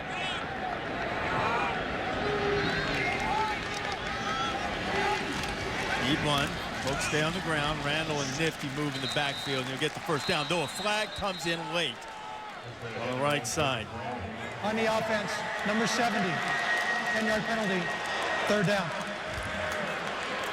Have Jonathan Rush for the hold, and now Oklahoma State will back up and have to convert to third down with a little bit more ground to cover. But how about Todd Monken coming to an offense with a quarterback like Whedon and Justin Blackman as his receiver?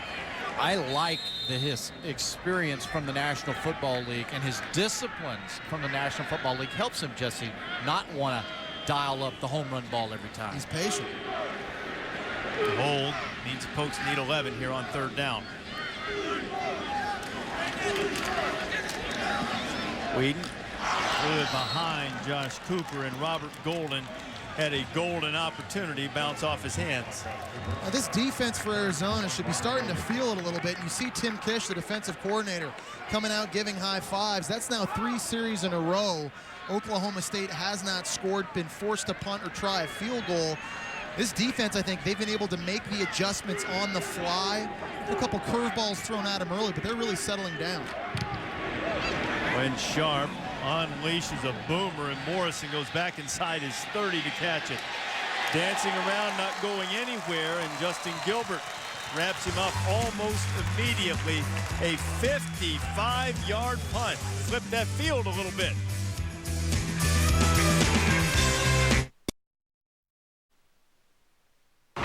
ESPN's College Football Primetime, brought to you by Certified Service, expert service right at your Chevrolet, Buick, GMC, and Cadillac dealer.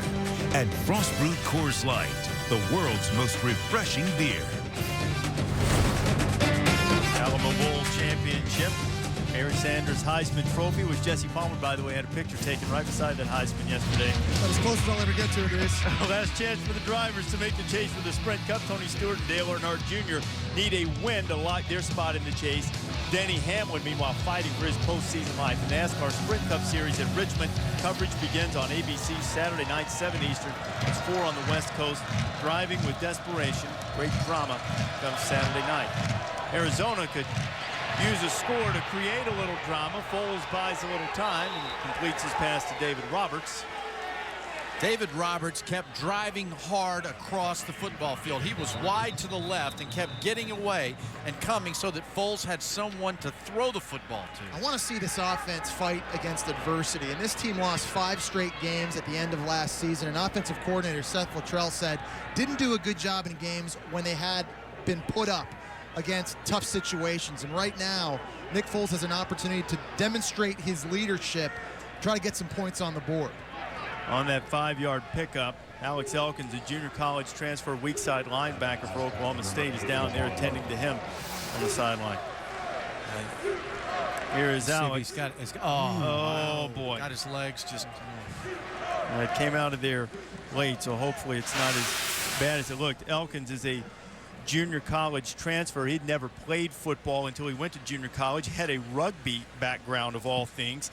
Well, last week in their opening game against Louisiana Lafayette, Bill Young, the defensive coordinator, and Mike Gundy, they put together effort plays, and they showed 3 tremendous effort plays. 2 of them involved Alex Elkins. You know, when he went to Blinn Junior College as a rugby guy, saw a sign posted for sign up to come out for football. He decides he wants to go out and he was going to be a quarterback. But then Cam Newton came on to the campus. He said, well, I'm going to try out for something else. I'll be a linebacker. Well, he's a big pickup for this defense because they lost 2 starting linebackers to graduation last year, and defensive coordinator Bill Young knew he'd have to go to the JUCO ranks to find guys to get on the field right away. He's been a guy that's been playing very well very early this season. Well, the staff marvels at his measurables and his athleticism. He certainly has the aggression. And his defensive mates over checking him out on the sideline, getting a nice round of applause from the crowd here at Boone Pickens Stadium tonight. And this defense, which lost 3 of its top 4 tacklers from last year after Johnny Thomas was ruled academically ineligible for the season, they need playmakers, and Elkins being helped over to the bench. There's not a lot of room here at Boone Pickens Stadium between the sideline and the bench. That's why the delay when Elkins was on the sideline. So 2nd and 5. We'll check on Alex's condition as soon as we can. Antonin powers up across the 35. He needs to get it to the 39. He's going to be a couple of yards short. Christian Littlehead and Caleb Levy on the stop. You know, 3rd down has been an important part of this football game. Oklahoma State started 5 of 5, then they went 0 for the next 3. It's time now for Arizona's offense to convert on a 3rd down. They've got to do this if they want to get in this ball game. So Elkins being attended to. Joe Mitchell, sophomore from Katy, Texas, has checked in his spot. You see him at the bottom of your screen, number 29, looking as if he's going to come and pressure Nick Foles. He does not. He bails out. Foles throws quickly and enough for the 1st down. And making the grab once again is Austin Hill. If I'm offensive coordinator Seth Luttrell, I'm thinking about picking the tempo back up, getting to that Indy tempo where they line up in the same formation and just run a multitude of plays. They're doing that right now. It's a 2-by-2 set with 4 wide receivers.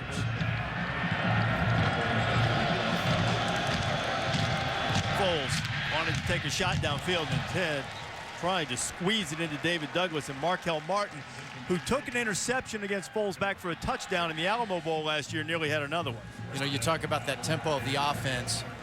I would venture to say that Bill Young's defense at Oklahoma State, by going against their own offense, you're not going to out-tempo them.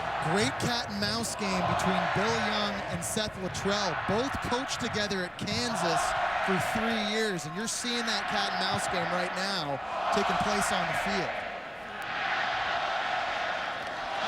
2nd and 10 for Luttrell's offense. And a little hook and lateral, and Keola Antonin is inside Oklahoma State territory. And looked as if Keola was going to run for a long time. Got a 1st down, but Markel Martin stopped it from being an even bigger play. Okay, this is the way you take advantage of a very aggressive defense. They've been flying to the football. You come out with something that is a little razzle-dazzle that's going to help slow down Bill Young's defense. That's also a type of play that excites your sideline. Here's a defense that watches that. It's a big 1st down. Guys start getting excited. Now Arizona getting closer to knocking on the door and scoring points. Touchdown put him back in this game. A little delay on the play fake, and that is a beautifully thrown ball from Foles to Austin Hill, and they're in the red zone. Foles right on the money to Hill. Pick up a 26. Okay, you see a little razzle-dazzle. Now this defense, particularly in the middle of the field, they were flat-footed, so they didn't get back into the passing lane. The previous play froze the eyes in the middle of Oklahoma State's defense. Austin Hill so far, just a freshman, has been the guy that's really made up for the lack of production without having Juron Criner on the field. Well, now a 1st and 10. Ball spotted at the 15 of Oklahoma State. On the ground. Nothing doing. Still no running room whatsoever for Arizona, and only 11 rushing yards before that play. Okay, here's a point on the field. If you're Nick Foles, you get in the huddle and you scream at your offensive lineman to stay down, no false starts. We've had some issues earlier in this game. You repeat the snap count to the guys.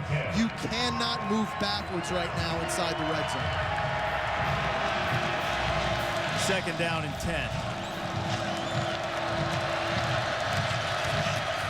Foles on the slant. Buckner has it. He spins away cannot escape the grasp of Martin.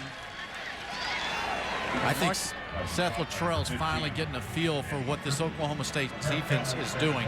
You see them putting a little pressure, the play action to the middle of the field. Even though the run hasn't been successful, you had to have the respect there. And Nick Foles has warmed up. He's getting a lot more rhythm and zip to his football. If I'm Arizona, I'm in 4-down territory mode right now. I'm trying to run the football here. If I don't get it, I'm lining back up again. Hurry up. 3rd and 2. Huge play for Arizona's hopes to get back in the game. A huge couple of them coming. They will run it with Antonin. He's running hard. Keola has the first down, and he's down right on the doorstep. 1st and goal for the Wildcats. If you're Arizona right now, why not rush up to the line of scrimmage, snap the ball quickly, and just run the exact same play, trying to catch Oklahoma State off bounds. Now you saw on the top side of the defense coming really hard from the wide side of the field. They're not playing as disciplined as they were earlier. I would make sure that they stay at home. If not, I do some misdirection counter. 2 in the backfield. Antonin behind Tommy Totogi. Antonin. Pushes close. He's in. Touchdown, Arizona.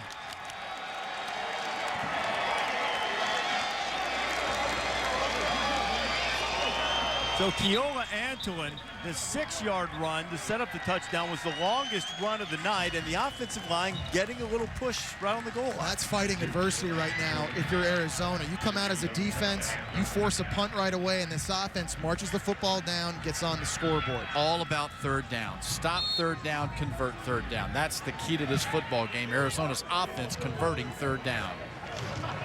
Jaime Salazar on to attempt the extra point, and extra points are not a given for Arizona. Alex and Dejas, well-documented troubles a year ago, but this one is true, and Arizona fighting back. 21-7 now. See if the Cats can get a stop when you come back.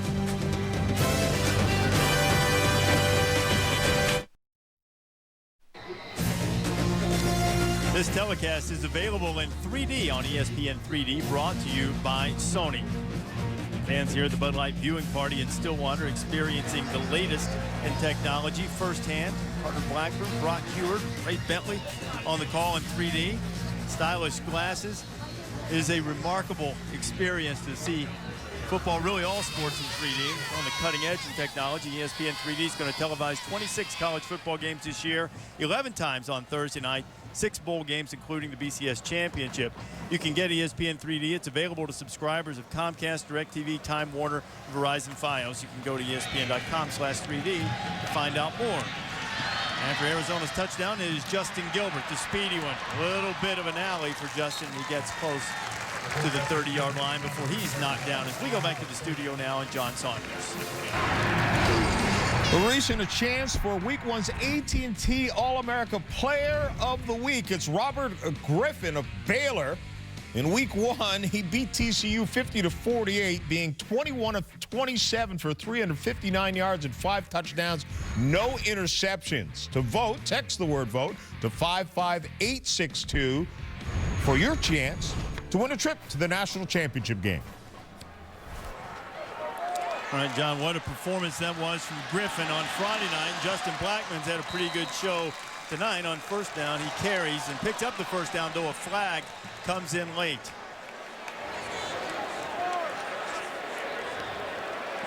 Reverse to 81, Justin Blackman, flag down.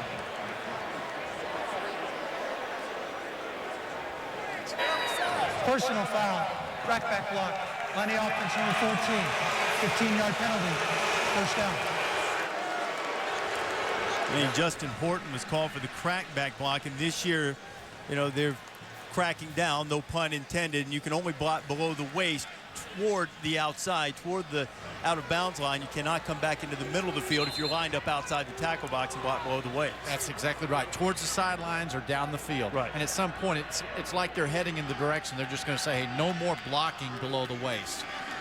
You're Oklahoma State on offense right now, guys. You got to pick up the sense of urgency. 4 straight possessions without a score, whether it's been Brandon Weeden falling down and tripping or penalties. You know, they got into a lull a little bit, scored 21 points early. Brandon Weeden's got to get these guys excited again, get them picked back up. They're backed up their 20-yard line, and the first down marker is way up at the 39. Joseph Randall's going to get a hunk of it back on first down as he gets out across the 30. It's about tempo, and that's what they did the first 3 scores of this football game by Oklahoma State. They had a real strong tempo. Plus, get the ball in the hands of your best player on offense, 81, Justin Black. Pick up at 13, makes second down quite manageable. It doesn't often happen when you start with 1st and 19. And Arizona, I believe, is going to use a timeout. Well, the Wildcats trying to make sure that they have their defensive call in order as they try to get another stop. As Jesse mentioned, 4 straight stops for the Arizona defense after Oklahoma State has scored touchdowns on its first 3 possessions. Oklahoma State has a missed field goal late in the half, and Arizona trying to fight its way back into this game right now as we're about halfway through the 3rd quarter, 6:49 remaining. Oklahoma State with a 21-7 lead over Arizona. These 2 teams played, as we mentioned, in the Alamo Bowl last year, and based on the news in college football, many that believe they soon will be in the same conference in the Pac-12. We are joined now by T. Boone Pickens, whose generosity has really led to the right here, Mr. Pickens. Good to see you. His generosity has led to the resurgence of Oklahoma State football. And Boone, I know you've been in the middle of a lot of these discussions. What do you think the viability is of the Big 12? Well, I don't want to lose it. I like it. I like it has history and tradition. And when you get old like I am, tradition means a lot. So I can take you back to the Big 6, but I won't. but it's I've been around a long time. I've been in the conference a long time. So I don't want it to go away. And so that's where I am. I'm not sure that the Aggies are going to the SEC. Robert Golden there breaking up the 3rd down pass. Oklahoma State's going to have to punt it away. And you mentioned Texas A&M. It appeared the SEC had said that they would accept the Aggies as long as there was no litigation pending by the Big 12 or any member of the Big 12. For a while, it appeared that was a formality. Why now do you think that Texas A&M might not go to the SEC? Well, first I want to say that Oklahoma State's not going to enter into any litigation. Okay. I talked to our president, Burns Hargis. Quinn Sharp running with it on a fake punt, and Sharp's going to have the first down, getting to Arizona territory, and the Cowboys come up with a huge play to convert on 4th down. We'll take another look at what happened here, Craig. This is just a good job of Sharp recognizing where the opening is going to be. And Arizona had done their job on 3rd down to get to the 4th down, but they forgot about responsibility and keeping their eye on the punter. That's an old play of mine. They executed it well, Boone. Quinn Sharp, that's a pretty good average, too. 24 yards on 1 carry to go with all the touchbacks and the long punts he provides. And Oklahoma State keeps it on the move, much to the chagrin of Mike Stoops. Boone, let's go back and continue to talk about Oklahoma State particularly. There's been talk that they want to remain tied to Oklahoma and perhaps Texas as well. Whedon's pass complete, another first down. No, they're saying incomplete now, saying that the catch was made on the outside by Isaiah Anderson. What do you think is in the best interest of Oklahoma State long-term in terms of conference affiliation? Well, you always should do what's in your own best interest, whatever it is. And our own best interest, I think we're in agreement here that it's that we hold the conference together. And I don't want to think about the Aggies leaving if we have a chance of keeping them. Is that going to happen? I don't know, but it's going to, I think, happen pretty quick. You're going to know pretty quick. And my recommendation to our president was let's don't rush anything, and we don't have to. I mean, Oklahoma State, we've got a great stadium. We've got a great program. Coach Gundy and Coach Holder have done an excellent job here. And, look at this. A great move by Joseph Randall to pick up the first down on 2nd and 10, and Oklahoma State is threatening once again. What impact will what Texas and Oklahoma decide to do in terms of conference affiliation have on you guys? You say what impact. I don't know for sure what they're going to do. I know that that OU and Oklahoma State are a package. I mean, Oklahoma's not a big state, and to cut your two best assets in the state in half and split, no, that isn't going to happen. We'll stick together. And so I don't know what I want a conference to be quality. I want the conference to have the same kind of bylaw structure as SEC and the Big Ten have and the Pac-10. Meaning equal revenue share. That's right. That's the only way to do it. And so, we'll see how it works out. And no question, University of Texas is very powerful when they put the conference together, Big 12, and put the Southwest Conference with the Big 8. That I know there were some special deals made for Texas, Oklahoma, and even the Aggies and Nebraska. And we were kind of on the short end of the stick. And I think that's come to an end. I mean, I think we will have equality, and I think you'll hold the Big 12 together. Well, you say hold the Big 12 together, and you said a few moments ago you're not sure that the Aggies, Texas A&M, are headed to the SEC. Do you believe from what you've been able to learn that's because of a change of heart, or because members of the Big 12, some, not Oklahoma State but others, are not waiving their right to litigation? Well, I know what I saw in the paper today, and I'm a little bit better informed than just the newspaper, but I would imagine. That's why we have you on. But the SEC said we're not taking the Aggies with litigation, and I understand what that is. And so that's all it isn't going to hang around. That isn't going to go on and not be understood and known pretty quick. So I think we're going to get the answer coming up, and I think everybody wants to know. But I don't want to go back to next year that we have this one more time that we've got problems within the conference. We've got to get it cleared up and get all the schools equal and go forward from there. And I think that is going to happen, and I think it'll happen in the next few weeks. Joseph Randall losing about 3 on a 2nd and 4 play. What is it that gives you that optimism? I don't know. Maybe I'm an optimist.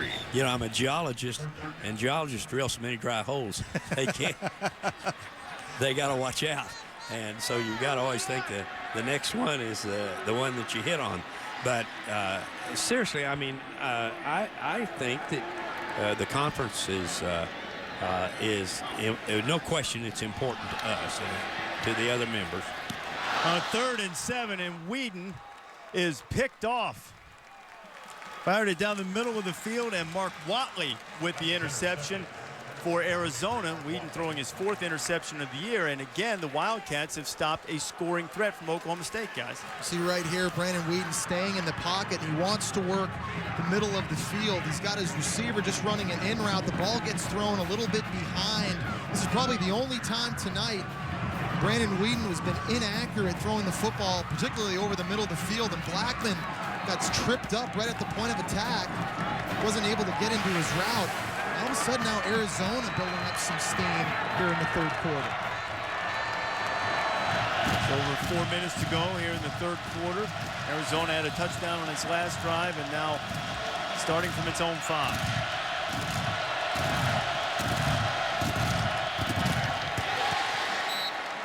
Geno Crump making the catch. T. Boone Pickens has joined us here to talk about the future of the Big 12 and the potential of some schools moving to the Pac-12. We thank you for your time, and thank you for this great stadium. What a wonderful facility you guys have here at Oklahoma State. People have asked me, did I get my money's worth? I got my money's worth plus. So thanks for having me on. I appreciate it. It's a real pleasure. T. Boone Pickens, man for whom the stadium is named here. His generosity has lifted Oklahoma State into contender status. It was a few years ago that Mr. Pickens had a conversation with Mike Holder, and Mike Holder, the athletic director, told him it was going to take about $300 million to make Oklahoma State competitive in football. And he said, I don't know if I want to spend that, but he has, and Oklahoma State is certainly competitive now. Up 21-7 on Arizona as we check in with John Saunders. Reese, time for the Sports Center right now, brought to you by Coors Light. As we told you earlier, Colts quarterback Peyton Manning has a 2nd neck surgery. He had it today and apparently is out indefinitely. Doctors say, though, this is a type of surgery that many citizens have, and he should return to full capacity. In the NFL tonight, the Packers with a 28-17 lead over the Saints. Saints with the ball 12 minutes to go in the third quarter. A great quarterback duel there. Reese.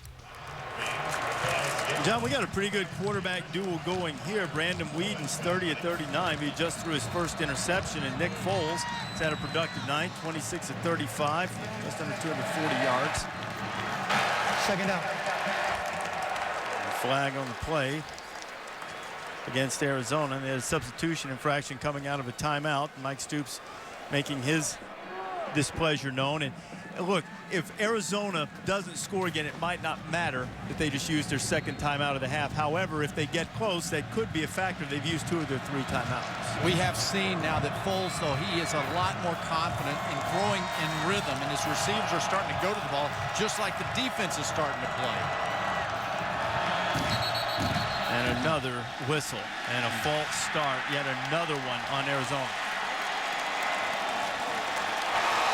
False start on the offense. Number 68 at the distance of the goal. Second down. This football team had 10 penalties last week against Northern Arizona. We talk about the youth. Mickey Bacchus, freshman left tackle. You get down here close to the end zone by that student section, and they're slamming those pokes out right there on the wall. This is the loudest part of the stadium. You got to sit in. This is where you really have to focus if you're Arizona offensively up front. 2 penalties in 2nd and 5 turned into 2nd and 12, and shadow of the goalpost is beating down on Nick Foles. Keola Antonin gets out of his end zone, but just barely. Stop made by Cooper Bassett, defensive end, former tight end, the junior from Tuttle, Oklahoma. He's a converted tight end. He's got great feet, quickness to him. They say he's the vocal leader of this defense. Markel Martin might be the leader in terms of hits and plays, but when it comes to vocal leadership, Cooper Bassett making a nice play there. You're Nick Foles here. You cannot take a sack. You got to be thinking, get this football out quick. A punt's okay to try and recreate field position. Maybe give the punter just a little bit of room. Foles on a little half roll. That's what he was trying to do, but unable to pull it down was David Douglas, and it'll be 4th and 14. Ball spotted on the 1-yard line, so there won't be a lot of room for Kyle Dugancic to get it out of it. Mike Stoops, this is where coaches earn their money, because here's a guy who comes out of the locker room, they get some points, they get the defense to come out and start making some plays, Jesse, and then you have the procedures, the delay, false, everything just goes against them. The issue is you're about to give the football back to Brandon Whedon at midfield, maybe, and Josh Cooper returning punts has done a good job getting a lot of that yardage back. These guys got to make sure they go down and cover, because Cooper's been dangerous tonight. Dugancic, another flag is flying. He got it away. Cooper with a hands catch on the punt. He goes down at the 43-yard line. Well, let's see what the flag's about.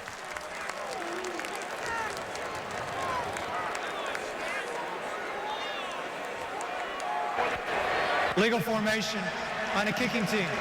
5-yard penalty will be added to the end of the run. First down. Those are the type of things that are going to drive a head coach crazy, because it takes no effort just to line up properly. Those are the things. We talk about the penalties. That's now the 8th penalty for Arizona tonight. Unforced. I mean, this is why you have walkthrough the day before a game. Who's in there? What's up? And your composure. Part of that's the coaches. Part of that's the players. They're equal to blame in not executing the game plan. That's simple, man. Get out there, line up, do your job. Your head coach Mike Gundy for Oklahoma State now. You have to make Arizona pay right now. You've thrown an interception down in the end. That very rarely happens with Brandon Whedon. Great job by the defense to get the football back. There's a point right now you could really put a dagger in Arizona's heart with a score here. It's a huge momentum shift, too, after getting 5 yards on first down, then going in reverse, and now Oklahoma State starts inside your 40-yard line. Randall inside the 35. Stoops is furious because Blackman should have been called for holding at the top of the field, right in front of it. Right now in that last play, Arizona lined up Shaquille Richardson one-on-one, press man-to-man. I saw that. No safety. Be careful. On 2nd and 3, Josh Cooper picks up the first down. There's another flag sitting at the 25-yard line. And a little sloppy here as we get late in the third quarter. Flags starting to fly with a great degree of regularity. Personal foul. Legal crackback block on the offense, number 87. 15-yard penalty. Second down. It was Tracy Moore called for the crackback this time. I want to see Oklahoma State, get into that mindset to try and finish Arizona. Here they are, they're a top 10 team. People want to know, are they good enough to win the Big 12 championship and play in a BCS bowl game? Great teams finish their opponents when they're given the opportunities. I went down to College Station Sunday night to watch A&M play SMU. They were methodical. They were flawless. They executed the game plan, and this is going to be a real competitor for Oklahoma State, Texas A&M, at least for that number 2 spot, if not the top spot in the conference. They need to come out and execute really hard, jump out 21-0 to keep your mind, keep it minds right. Whedon trying to come back to Blackman. He'll be about 4 yards short of the first down. It'll be 3rd and 4. Such a great job by Justin Blackman coming back to the quarterback. It's an excellent route, but that's why Brandon Whedon has confidence in his big play receiver, because he knows he's going to come back and help him complete that ball. Arizona's defense on 3rd down has been bringing pressure from the outside, and it's been effective on the 3rd down tries for Oak State. They're showing it now. Corners right up on the receivers. Quick slant to Blackman. He's loose inside the 20-yard line, and he'll be dragged down after avoiding one tackle, and Blackman moves the chain. We'll get that one-on-one again against Shaquille Richardson that they had at the start of this possession. It's just a slant route, and again, showing that big frame, getting in front of the defender, presenting a target, and Craig, there's that explosion with that first step again to get upfield. But it wouldn't have happened had he not used his big body to shield off Richardson. 9 catches, 110 yards for Blackman. Whedon making 10 catches for Blackman as he gets inside the 10. Now you've got Whedon once again getting in a rhythm. And who's he going to? Blackman, the best player on his team. Make sure you find him. He had confidence he was coming and waited on him, delivered the ball. Oklahoma State going back to that 3 running back set, and they're showing you how multiple they can be. Throwing the football, running it, getting outside the pocket. Just run the ball here. Need about 3.5 for the first down. Going to throw the fade. This scored once.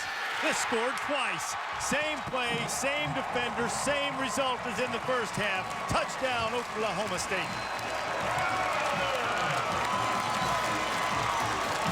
We're sitting here looking at it just like Brandon Whedon's looking at it. He sees the single coverage up on the outside. There's no way that with the execution that they have, the chemistry they have, that play's not going to be finished off. Defenses all year long inside the Big 12 are going to have to deal with this 3 running back formation. You want to put 9 guys close to the line of scrimmage, that's what you risk right there.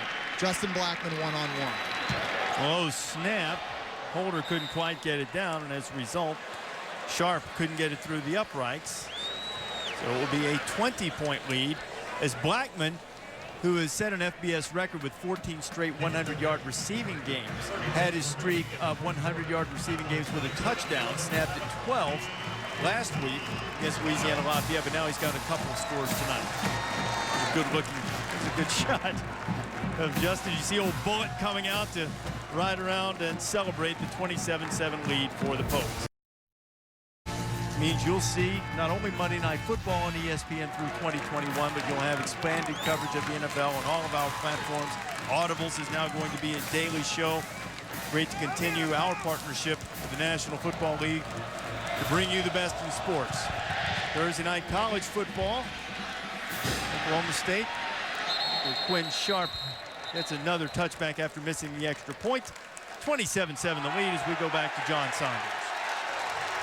Reese, just to let you know what's going over on ESPN2, Roger Federer is up 2 sets love to Wilfried Tsonga. Now, keep in mind, though, that he lost in 5 sets to Tsonga at Wimbledon after winning the first 2 sets, and he's lost the last 2 meetings to him. So keep an eye on that. Reese. John, we will indeed. Federer, the 3rd seed. US Open drama coming up this weekend, and just as we threw to John, there was a late flag that came in.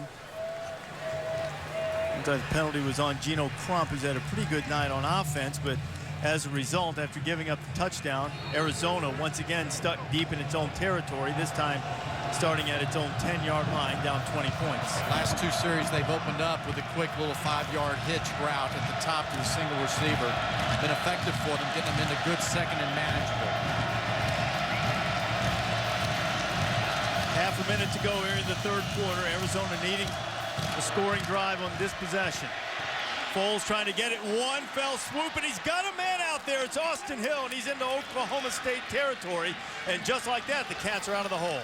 Offensive coordinator Seth Luttrell told us that Nick Foles throws as beautiful a deep ball as anyone he's ever been around. On this, just puts it way high up in the air and allows Austin Hill, the 6'3" freshman who's having a big game tonight in Juron Criner's absence, to go up and high point the football. The previous 2 first-down throws that were underneath opened up the ball down the field. They were squatting in the secondary. They picked up 47. Sean Lewis. Blitz is picked up nicely. Antonin keeps him off Foles for a moment. More pressure coming, and Nick just has to throw it away just as he was being buried by Cooper Bassett.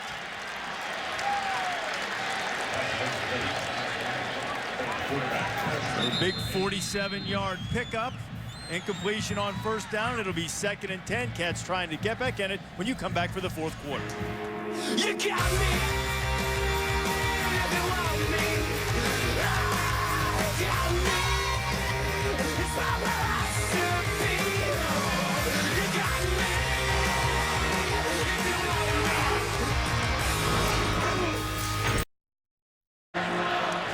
Ready to start the fourth quarter here at Boone Pickens Stadium, and the whooping stick has been out for Oklahoma State, up 27-7. We get set to start the final 15 minutes, but Arizona trying to get back in it, looking at a 2nd and 10. Moved into Oklahoma State territory with a big Nick Foles to Austin Hill, 47-yard completion. Now in 2nd and 10. Foles again complete. Broderick Brown there to make the stop quickly on Dan Buckner. He'll be a few yards short of the first down. That play, Reese, has had to replace the running game, which is non-existent for Arizona. Those little short hitches out on the outside. I think if you're Oklahoma State here, you got to dial up some pressure. I think they feel the scouting report on Nick Foles. If you hit him, you can rattle him. They're in a 3-down look. See if they bring anybody. Imagine this is 4-down territory, but they need 6 here. Foles dancing around, applying some pressure, and fires complete very close to the first down marker. Richard Morrison making the catch. He's not a runner, but Foles has the ability to move and to buy some extra time. The thing that's happening right now, these receivers have stepped up, and they're starting to work for him. You see Foles looking for his receiver, and a nice job of Morrison finding him. And he did get the first down, so the drive will stay alive. From the Oklahoma State 33.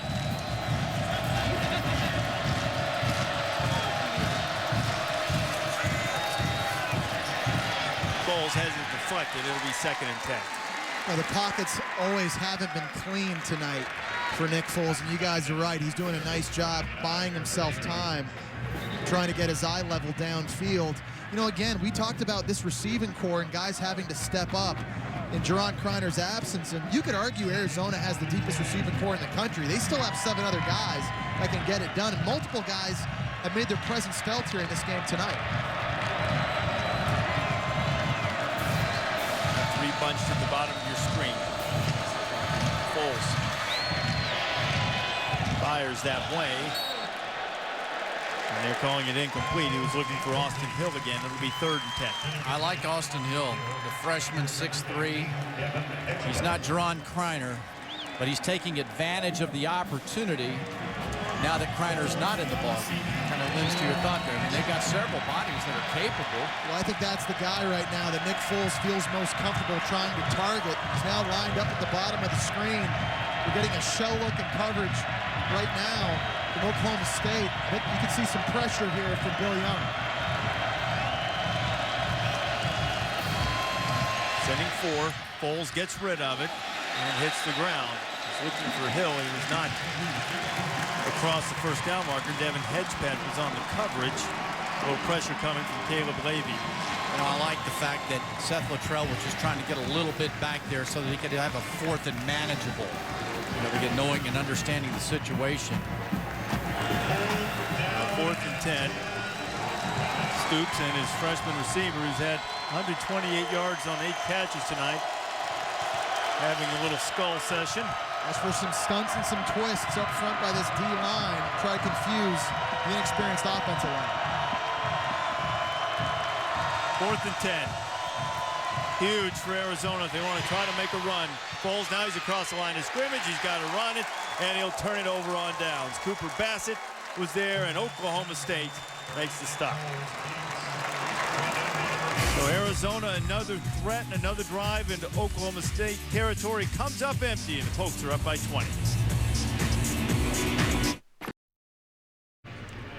Always on alert and ready, the Stillwater Fire Department, Station number 2. Fire protection and training is a big part of the culture here at Oklahoma State University. In fact, this is a piece from the World Trade Center presented by the Port Authority of New York, New Jersey to recognize Fire Protection Unit here at Oklahoma State, which publishes more firefighting training materials than any other place in the world. As we approach the 10th anniversary of 9/11, certainly our appreciation to all of those who serve and protect us in that way.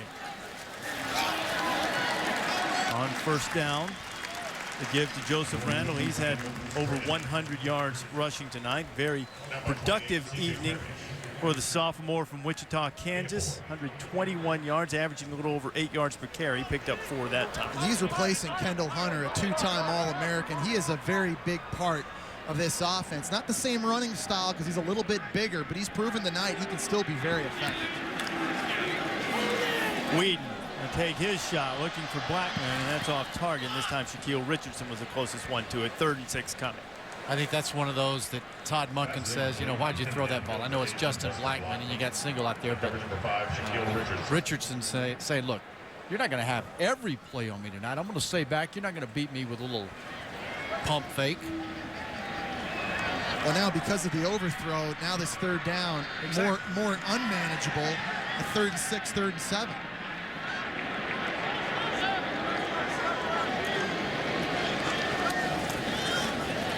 Whedon getting some heat. Lofting it to Randall. He's by himself. In a foot race. Randall inside the 10 and knocked down. He couldn't get the score, but Trevin Wade kept him out of the end zone. And Todd Monken with a nifty play. And Oklahoma State's deep in the red zone again.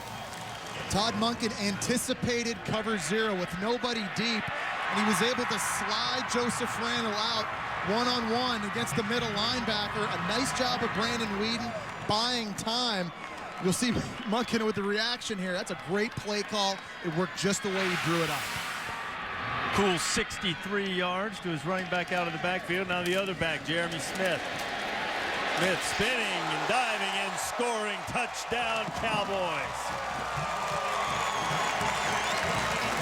That's how a top 10 team responds in the second half. You've gone to sleep a little bit. You had a big lead you came out with, and you come back in the 4th quarter, and Brandon Whedon with composure on the big throw down the middle, his back Randall catching it. The next guy comes in, Jeremy Smith, who they say between tackles is an outstanding runner. That shows you depth and quality depth on a football team.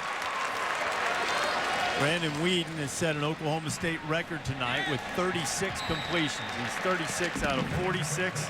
Quinn Sharp has the extra point.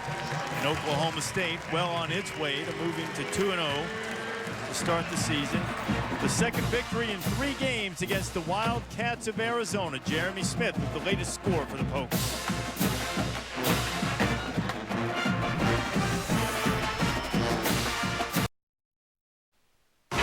ESPN's College Football Primetime is served by Applebee's fresh new 2 for $20 and in part by Nissan, proud partner of the Heisman Trophy.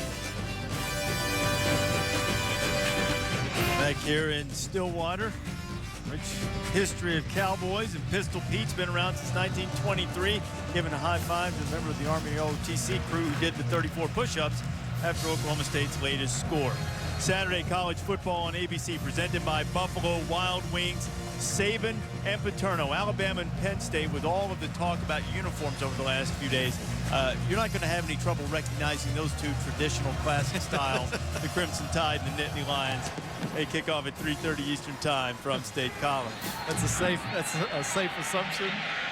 Those two schools, they're not going to mess with the threads too awfully much, although Penn State's changed theirs. The white trim is gone. It's just all blue now. I did their last game of the season, Michigan State at Penn State last year. Matt McGloin, their quarterback, I know they're trying to figure out who it's going to be, either he or Rob Bolden, but McGloin was a really impressive player. I look forward to watching that game. It's Jesse, you say it's Alabama's offense got to figure it out. Yeah, you know, Alabama won this game 24-3 last year, but you put on the tape of Alabama against Kent State, their Week 1 win. 4 turnovers, 4 interceptions by the quarterbacks. Did not run the football very effectively. Marquise Mays was targeted basically on every big play.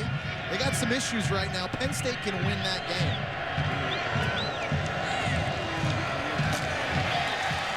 Kadeem Carey, freshman running back, getting his first carry of the night. And you know, from Alabama looking for a playmaker at wide receiver, there is the possibility that Juron Criner, Chris Carter's son, could make his Alabama debut, the former Ohio State wide receiver who was cleared academically late in fall camp, might have an opportunity to play even this weekend against Penn State. Carey has it again. And the freshman, whose uncle is Vance Johnson, the former Arizona star, member of the Three Amigos of Denver Broncos fame, and gets it up close to a first down. And good news, Alex Elkins back in the game. That's great news there. He, along with Caleb Levy, on that tackle. So good for Elkins. And as we saw, Elkins get rolled up on his leg earlier in the game, and we checked him out for a while. Fortunately, the injury was not severe. Cowboy defense needs his athleticism. Foles fires on third down. Dan Buckner, the Texas transfer, has the catch. Had enough of the first down just in front of Devin Hedgepath. When we spoke to head coach Mike Stoops last year, he told us the team's biggest issue was they could not put 60 minutes together with great effort playing at a high level. And tonight you've seen a lot of that problem. Not consistent. Didn't play great in the first half. Played great to start the third quarter. Went back for a lull again. Carey gets across the 35-yard line. They ended the 10 season in the Alamo Bowl, and they'd lost 5 games in total through that. And they had this mantra that was finish and regain the momentum. They had momentum. What, they got to number 9 in the country at one point. Those guys remember the Alamo Bowl. Arizona did too, trying to use it for motivation. Hasn't really worked out well. Nick Foles is looking at a 2nd and 8. Foles fires to Buckner. They'll get another first down. And guys, this game is going to be another loss for Arizona. That's going to be 6 straight losses against teams in the Football Bowl subdivision. Their last win against an FBS team was just before Halloween last year when they beat UCLA. Well, I think the big question right now surrounding Mike Stoops as head coach is, can he bring this program to the next level? He's brought this program and made them relevant again. For 2 straight years, 2008, 2009, they have 8 wins. Foles on first down. He's got a man wide open out there. It's Buckner, and Buckner's going to score. Touchdown, Arizona. 54 yards for the touch. This is all about the offensive line, giving Foles the time to throw. They're bringing 5 coming from Oklahoma State. They pick up on the outside. We talked about those young freshman tackles. They did their job, which allowed the big play. They have not been able to just line up and outrun Oklahoma State on the perimeter, but they have found success with double moves. And this is something Juron Criner does very, very well. And Dan Buckner there showing you, for a big 6'4" guy, he's got some wiggle also. Buckner in a couple of years in Texas was a contributor. He had 49 catches, 6 touchdown catches. Jaime Salazar puts the extra point through. That is his first touchdown as an Arizona Wildcat, and probably a little case of too little too late, but Arizona showing a little quick strike ability. Foles to Buckner, it's 34-14.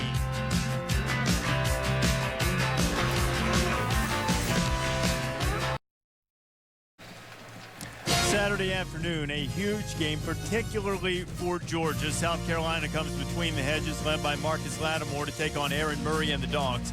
College football presented by Cars.com on ESPN. Saturday at 4:30 Eastern Time. You can see it on ESPN3. Of course, the Watch ESPN app also available, so you can see ESPN's coverage of college football anywhere you go. Justin Gilbert on the return. He's got great speed. And the flag is coming in. It lands at about the 34-yard line. It was thrown from here, the midfield area, by an official who spotted something afoot. During the return, holding receiving team number 49, 10-yard penalty. First down. So that'll back up the Cowboys. As we look at Arizona's next 3 games, not going to get any easier after tonight. Well, their next 3 games come against opponents that beat Arizona last year. And we asked Mike Stoops about the schedule. Can you guys get through this? He said, look, part of what we've gotten better at is that we're staying competitive in games now. We're losing games the right way. Wasn't always the case at Arizona. They used to get blown out. That's part of the reason you asked the question, what does Mike Stoops now do to get to the next level? Another flag flies. False start. False start on the offense. Number 71, 5-yard penalty. First down. In terms of this season, talking to Mike before the game, he's hoping to get Adam Hall, a defensive back, Jake Fisher, a linebacker, back by the time maybe they play USC, hoping for Juron Criner even before then.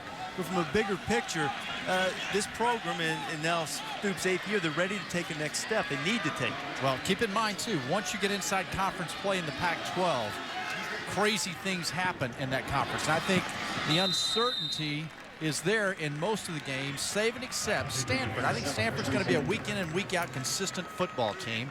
Oregon, they have to find a few missing things, but you know they'll pick it up and get it going. But other than those 2 games, anything could happen. They could win. Second down and 6.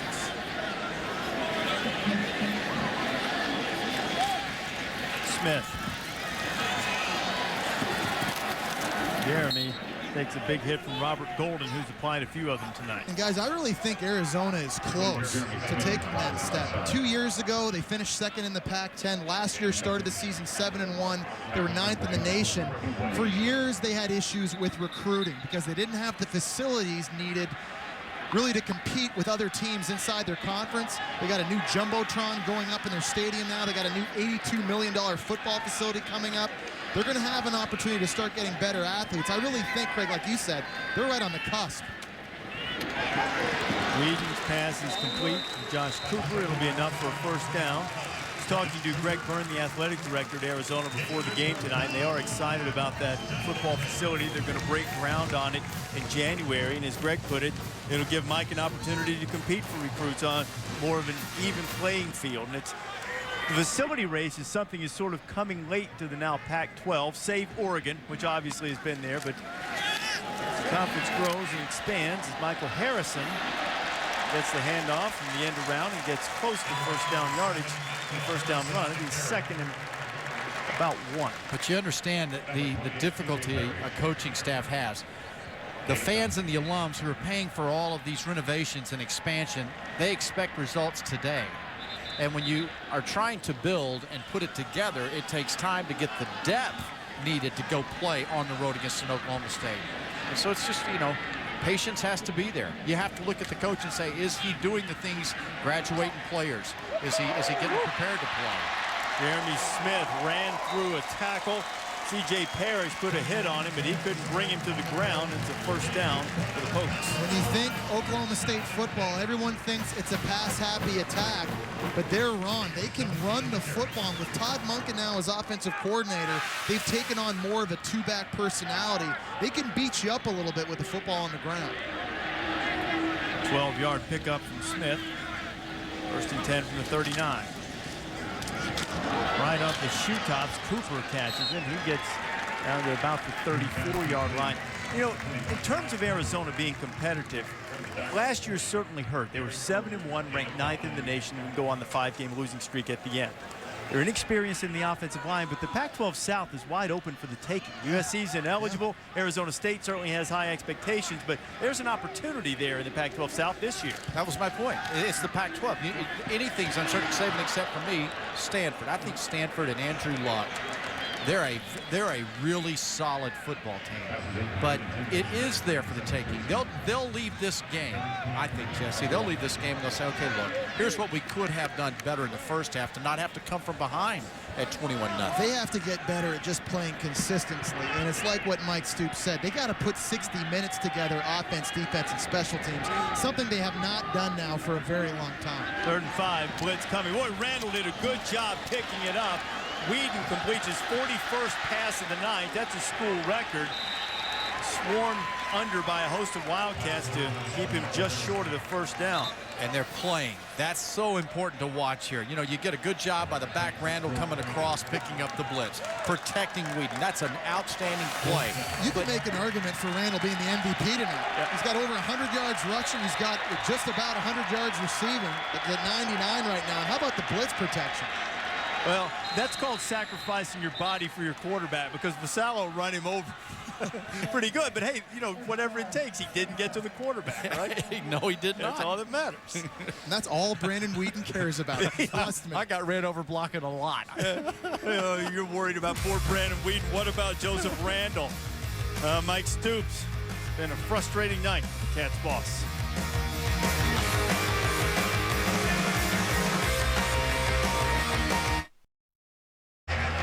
Oklahoma State has 48 uniform combinations. I hope none of them resort to that. 34-14. Plenty of reason for celebration. Okay, I've seen that enough. Scorch my retinas. 4th and 1. Jeremy Smith, first down. Inside the 25-yard line. Oklahoma State keeps the clock rolling once they reset the chains and reset the down marker as well. Remember, this is an offense that has led the Big 12 in rushing from 2006 to 2009. Last year didn't, but they still averaged 5 yards a carry. And watching Jeremy Smith run the football, they have two bona fide guys. Randall's worn them out. Now here comes Smith. He's putting the wood to him.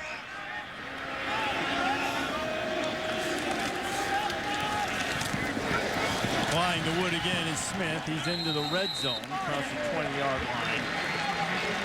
A good pickup of about 5 on first down. And this power running game really has been something that offensive coordinator Todd Monken has been able to tweak. And he was presented with a very big challenge this offseason, coming in, being asked to run someone else's offense without understanding all of the principles and the concepts very, very well. He's tweaked certain things. Now, he met a little bit of, a lot of players wanted to keep things the same last year. Smith running through tackles. He's got the first down. It'll be 1st and goal for the Cowboys. That's fresh legs and a guy who's been sitting over there watching the starter have a great game. And when a running back comes in fresh and the defense is tired, you better get low and drop your fanny, or you're not going to tackle a guy like Jeremy Smith. He's 5'10", 205 with a lot of power. It's an experienced offensive line up front working in unison. They're picking up blocks, allowing these backs to get into the second level. Well, 1st and goal for Oklahoma State.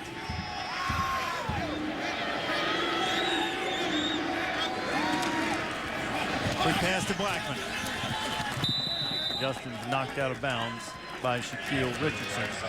One of the things watching Brandon Whedon in film study, how quickly he gets the ball to his receiver where the receiver can continue his motion and defend himself and run with it. He makes some catchable balls they can turn up the field with, but again, just his understanding of this offense. He said, knows it like the back of his hand. And how about Justin Blackman tonight? Not just the way he's played with the football, but without the football. Running routes hard when he's been clearing the defense out for other receivers, blocking downfield on the perimeter. Complete game from both of those players. Keep it on the ground. Smith. Right at the goal line, and I don't think they're going to say he stopped just short of it. Bring up 3rd and goal. You can tell that's called that old saying, smell the goal line. Smith wanted it. They're not going to be able to tell where the ball is there. Oh, No, yeah. short. Yeah. Good call. Excellent. Nice job by the official. Well done by the official. Look at you wanting to argue with the official. No, I'm just trying to support the running back there a little bit. As well you should. That was a good call. The overwhelming majority of the time, the guys in stripes do get it right. All the cameras and the scrutiny they endure. Done a good job here tonight. 3rd and goal. A lot of traffic in the backfield. Smith, we stopped for a short loss. It'll bring up 4th and goal. You know, Jesse, when you watch this as a coaching staff tomorrow, you're going to be disappointed, but you're seeing they're still trying at Arizona. The defense is still trying to keep them out of the end zone. How about this right here? Up 34-14, 4th and goal. Instead of kicking the field goal, you try to punch in another touchdown. I played for Steve Spurrier, so I'm going to say, I say you just keep scoring and make them stop it. I'm of the opinion that kicking the field goal almost is as much running up the score as just scoring the touchdown. You don't need the field goal up by 20 right now, so you might as well work on goal line offense. Although they have had a couple of snaps tonight on field goal extra points that have not been good. Poor execution. Well, I'll tell you what, I like this because this team was very poor in goal line situations a year ago. They're not known for being a physical team in these types of situations. So from a coaching standpoint, use it as an opportunity to get your players another rep and practice the situation. 34-14 the lead, just over 3 minutes to go. Saturday night, Go Blue comes out in some different looking uniforms. So too will Notre Dame. The first night game ever in the Big House. Denard Robinson leading the Wolverines under new head coach Brady Hoke. Michael Floyd and the Fighting Irish roll in. College football presented by Hampton Hotels on ESPN and ESPN3, 8 o'clock Eastern time. It's also streaming live on WatchESPN.com. Use that Watch ESPN app. Tommy Rees taking over as the starting quarterback for the Fighting Irish. Yeah, I'm excited for this one. Last year, Denard Robinson had 258 rushing yards in this game on 28 carries. New offensive coordinator Al Borges. It's a new look offense. Head coach Brady Hoke told me last week he only wants Denard Robinson to carry the football 14 times a game. This is a much improved Notre Dame defense from when they played them a season ago. Good matchup. All right, so Craig James is right. Instead of working on the goal line run, they're going to work on the extra point length snap. Quinn Sharp, in this attempt, a mere 18 yards away. Quinn missed an extra point tonight, but that was only because of a poor snap and hold in Oklahoma State with a 37-14 lead. This one well in hand. It'll be final in 3 minutes and 3 seconds. We got a huge weekend coming up in college football. Great games on ESPN and ABC. What are you looking forward to, Craig? I'm going to follow back up on this Notre Dame-Michigan game because I did Michigan last week. Al Borges told me 14 is going to be more like 20, not 23, 24, 25 for Denard Robinson and his touches. But this is a football team that's really excited. Denard Robinson has bought into the Al Borges theory, you know, that don't less of me and more of them. So it's fun to watch the development of Denard Robinson in this prototypical offense. They're going to run the ball, play action, pass. I look forward to seeing how Notre Dame responds to a loss at home. That's what I'm looking forward to seeing. Really throwing, you know, having 5 turnovers last week. 3 of those coming in the red zone. They fumble a punt deep down in their own end. They moved the football up and down the field. They doubled their yardage. And the defense only gave up 250 yards to USF. There's a lot of positives to take away from that game. Obviously, it hurts to lose in an upset fashion like that at home. But Brian Kelly now, he's got his team's attention. He's got their focus. Now they got to get ready to get back on track. Some suggest he may have gotten their attention too strongly. Has he, you know, the locker room, that's what Brian Kelly has to be concerned with, making sure his players believe in him and respect him and will go and play the game and not think about other things. Under 3 minutes to go, Arizona has it back. Time for tonight's Wrangler 5-star player of the game. What a night. Joseph Randall's had 121 on the ground, 99 more receiving. He scored a couple of times. He's been very physical running the football tonight on the ground. Also had a big reception at a point in the game where it appeared as if the game could start getting close. It was a crucial 3rd down situation. He's also been great in pass protection. 7-14. Kadeem Carey getting the carry. And you know, Brandon Whedon has had another record-setting night. He set a school record for completions. He's 42 out of 53. Justin Blackman's had his typical great night, 12 grabs, 128 yards, couple of touchdowns. Those guys can probably win player of the game just about any time the Cowboys play, but Randall gives them that dimension they had with Kendall Hunter last year and gives them a threat on the ground as well. Continues the tradition that they can run the football here. And Todd Monken's offense, this thing is really on track to again set records offensively. I watched the defense tonight, and I think the defense, Bill Young is such a smart coach.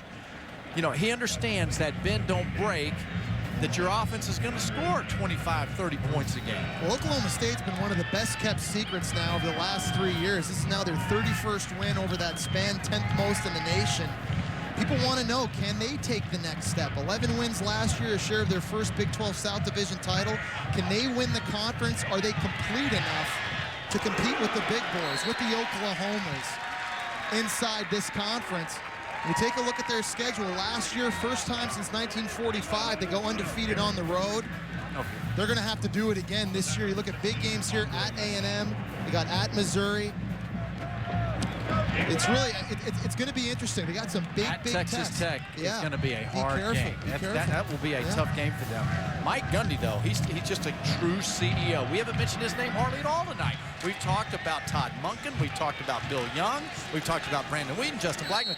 But Mike Gundy is the captain of this ship. He has total confidence in his plan. He has so much personal confidence that he doesn't try to get in the way of Todd Monken. But he embodies Oklahoma State football. 21 of the last 26 years, he's been a player, an assistant, or a head coach. And he's got a formula for success. Taking him to 5 straight bowl games, 3 straight 9-win seasons. They're the best kept secret, arguably, in college football. You know, I think Gundy's been very self-aware. We remember just a couple of years ago, you would see him with virtually no interaction with the defense because he was the offensive coordinator. He was calling plays. Times memorable shots of him on the sideline, drawing up plays and working with the offense. He decided last year that wasn't the way to go. Hired Dana Holgerson for a year before he moved on to West Virginia. Now Todd Monken in, and Mike telling us yesterday is Nick Foles trying to put a little bit more on the scoreboard. And Foles takes a big shot, and Nick is down on the 42-yard line, and he's holding his left knee. Boy, that was just coming off the left side of the offensive line. And there's a holding call that's going to be on Mickey Baucus, but that's a terrible deal. It's just a low deal there, and it's the same knee he injured last year against Washington State and forced him to miss 2 games. And that one, you know, you don't want to play doctor from here, but it looked as if the ankle really rolled, even though he was grabbing the knee. It's lying on the ground. He's walking around. That's good. And holding that hamstring tonight. No Juron Criner. Foles, one of the finest quarterbacks in the country, the senior from Austin, Texas. Threw for over 3,000 yards last year and is well on his way to doing that again this year. Another completion, this time to Crump. Go out of bounds. Foles is approaching the 400-yard mark passing tonight. They just haven't been able to cash in enough of the drives to stay in the game. They're going to need him to be healthy. We took a look at that schedule just a second ago and what they have coming up. Now, they need to get guys back on the field, but this has to be a concern right now if you're Mike Stoops. Your leader right now, limping around. And Nick's fighting, and they have Stanford coming up next. Keep that on the ground and protect Foles as Carey, the freshman, stops short of the first down. It'll be 4th down. Well, you learn a lot about your football team early in the season, and for Arizona, they'll go back and they'll study this film and they'll see where the 3rd downs and how important they are in stopping the opponent and or converting when you've got it. Once they began to move it around and blitz a little bit on 3rd down, they had like 3 or 4 straight series where they got Oklahoma State off the field. So you learn from it. And you have to be a smart football team before you can be a winning football team. Foles completes it out to David Roberts. Roberts is going to pick up the 1st down. And if Arizona so chooses, they can snap it one more time. What are you looking forward to this weekend? Which one of these games? You know, I think the one that I'm looking forward to the most is Mississippi State and Auburn. Mississippi State going in to take on the team with the nation's longest winning streak, a very tough 5-day stretch for the Bulldogs. They have Auburn on the road Saturday. We get them next Thursday night with LSU coming in. That'll be a great one, and if Mississippi State can set it up with a victory, it'll be a huge, huge game in the SEC West and nationally on Thursday night. As the game has come to an end, as you see, Mike Gundy and Mike Stoops known each other for so many years, congratulating each other in midfield on what was a fine night for the offense of Oklahoma State, and the defense wasn't bad either. The final 37-14, the 9th-ranked Cowboys come up with the victory. This has been a presentation of ESPN, the worldwide leader in sports. For Greg James, Jesse Palmer, and Jen Brown, I'm Reese Davis saying good night from Stillwater, Oklahoma on a victorious night for the black-clad Cowboys. Sports Center's coming your way right now.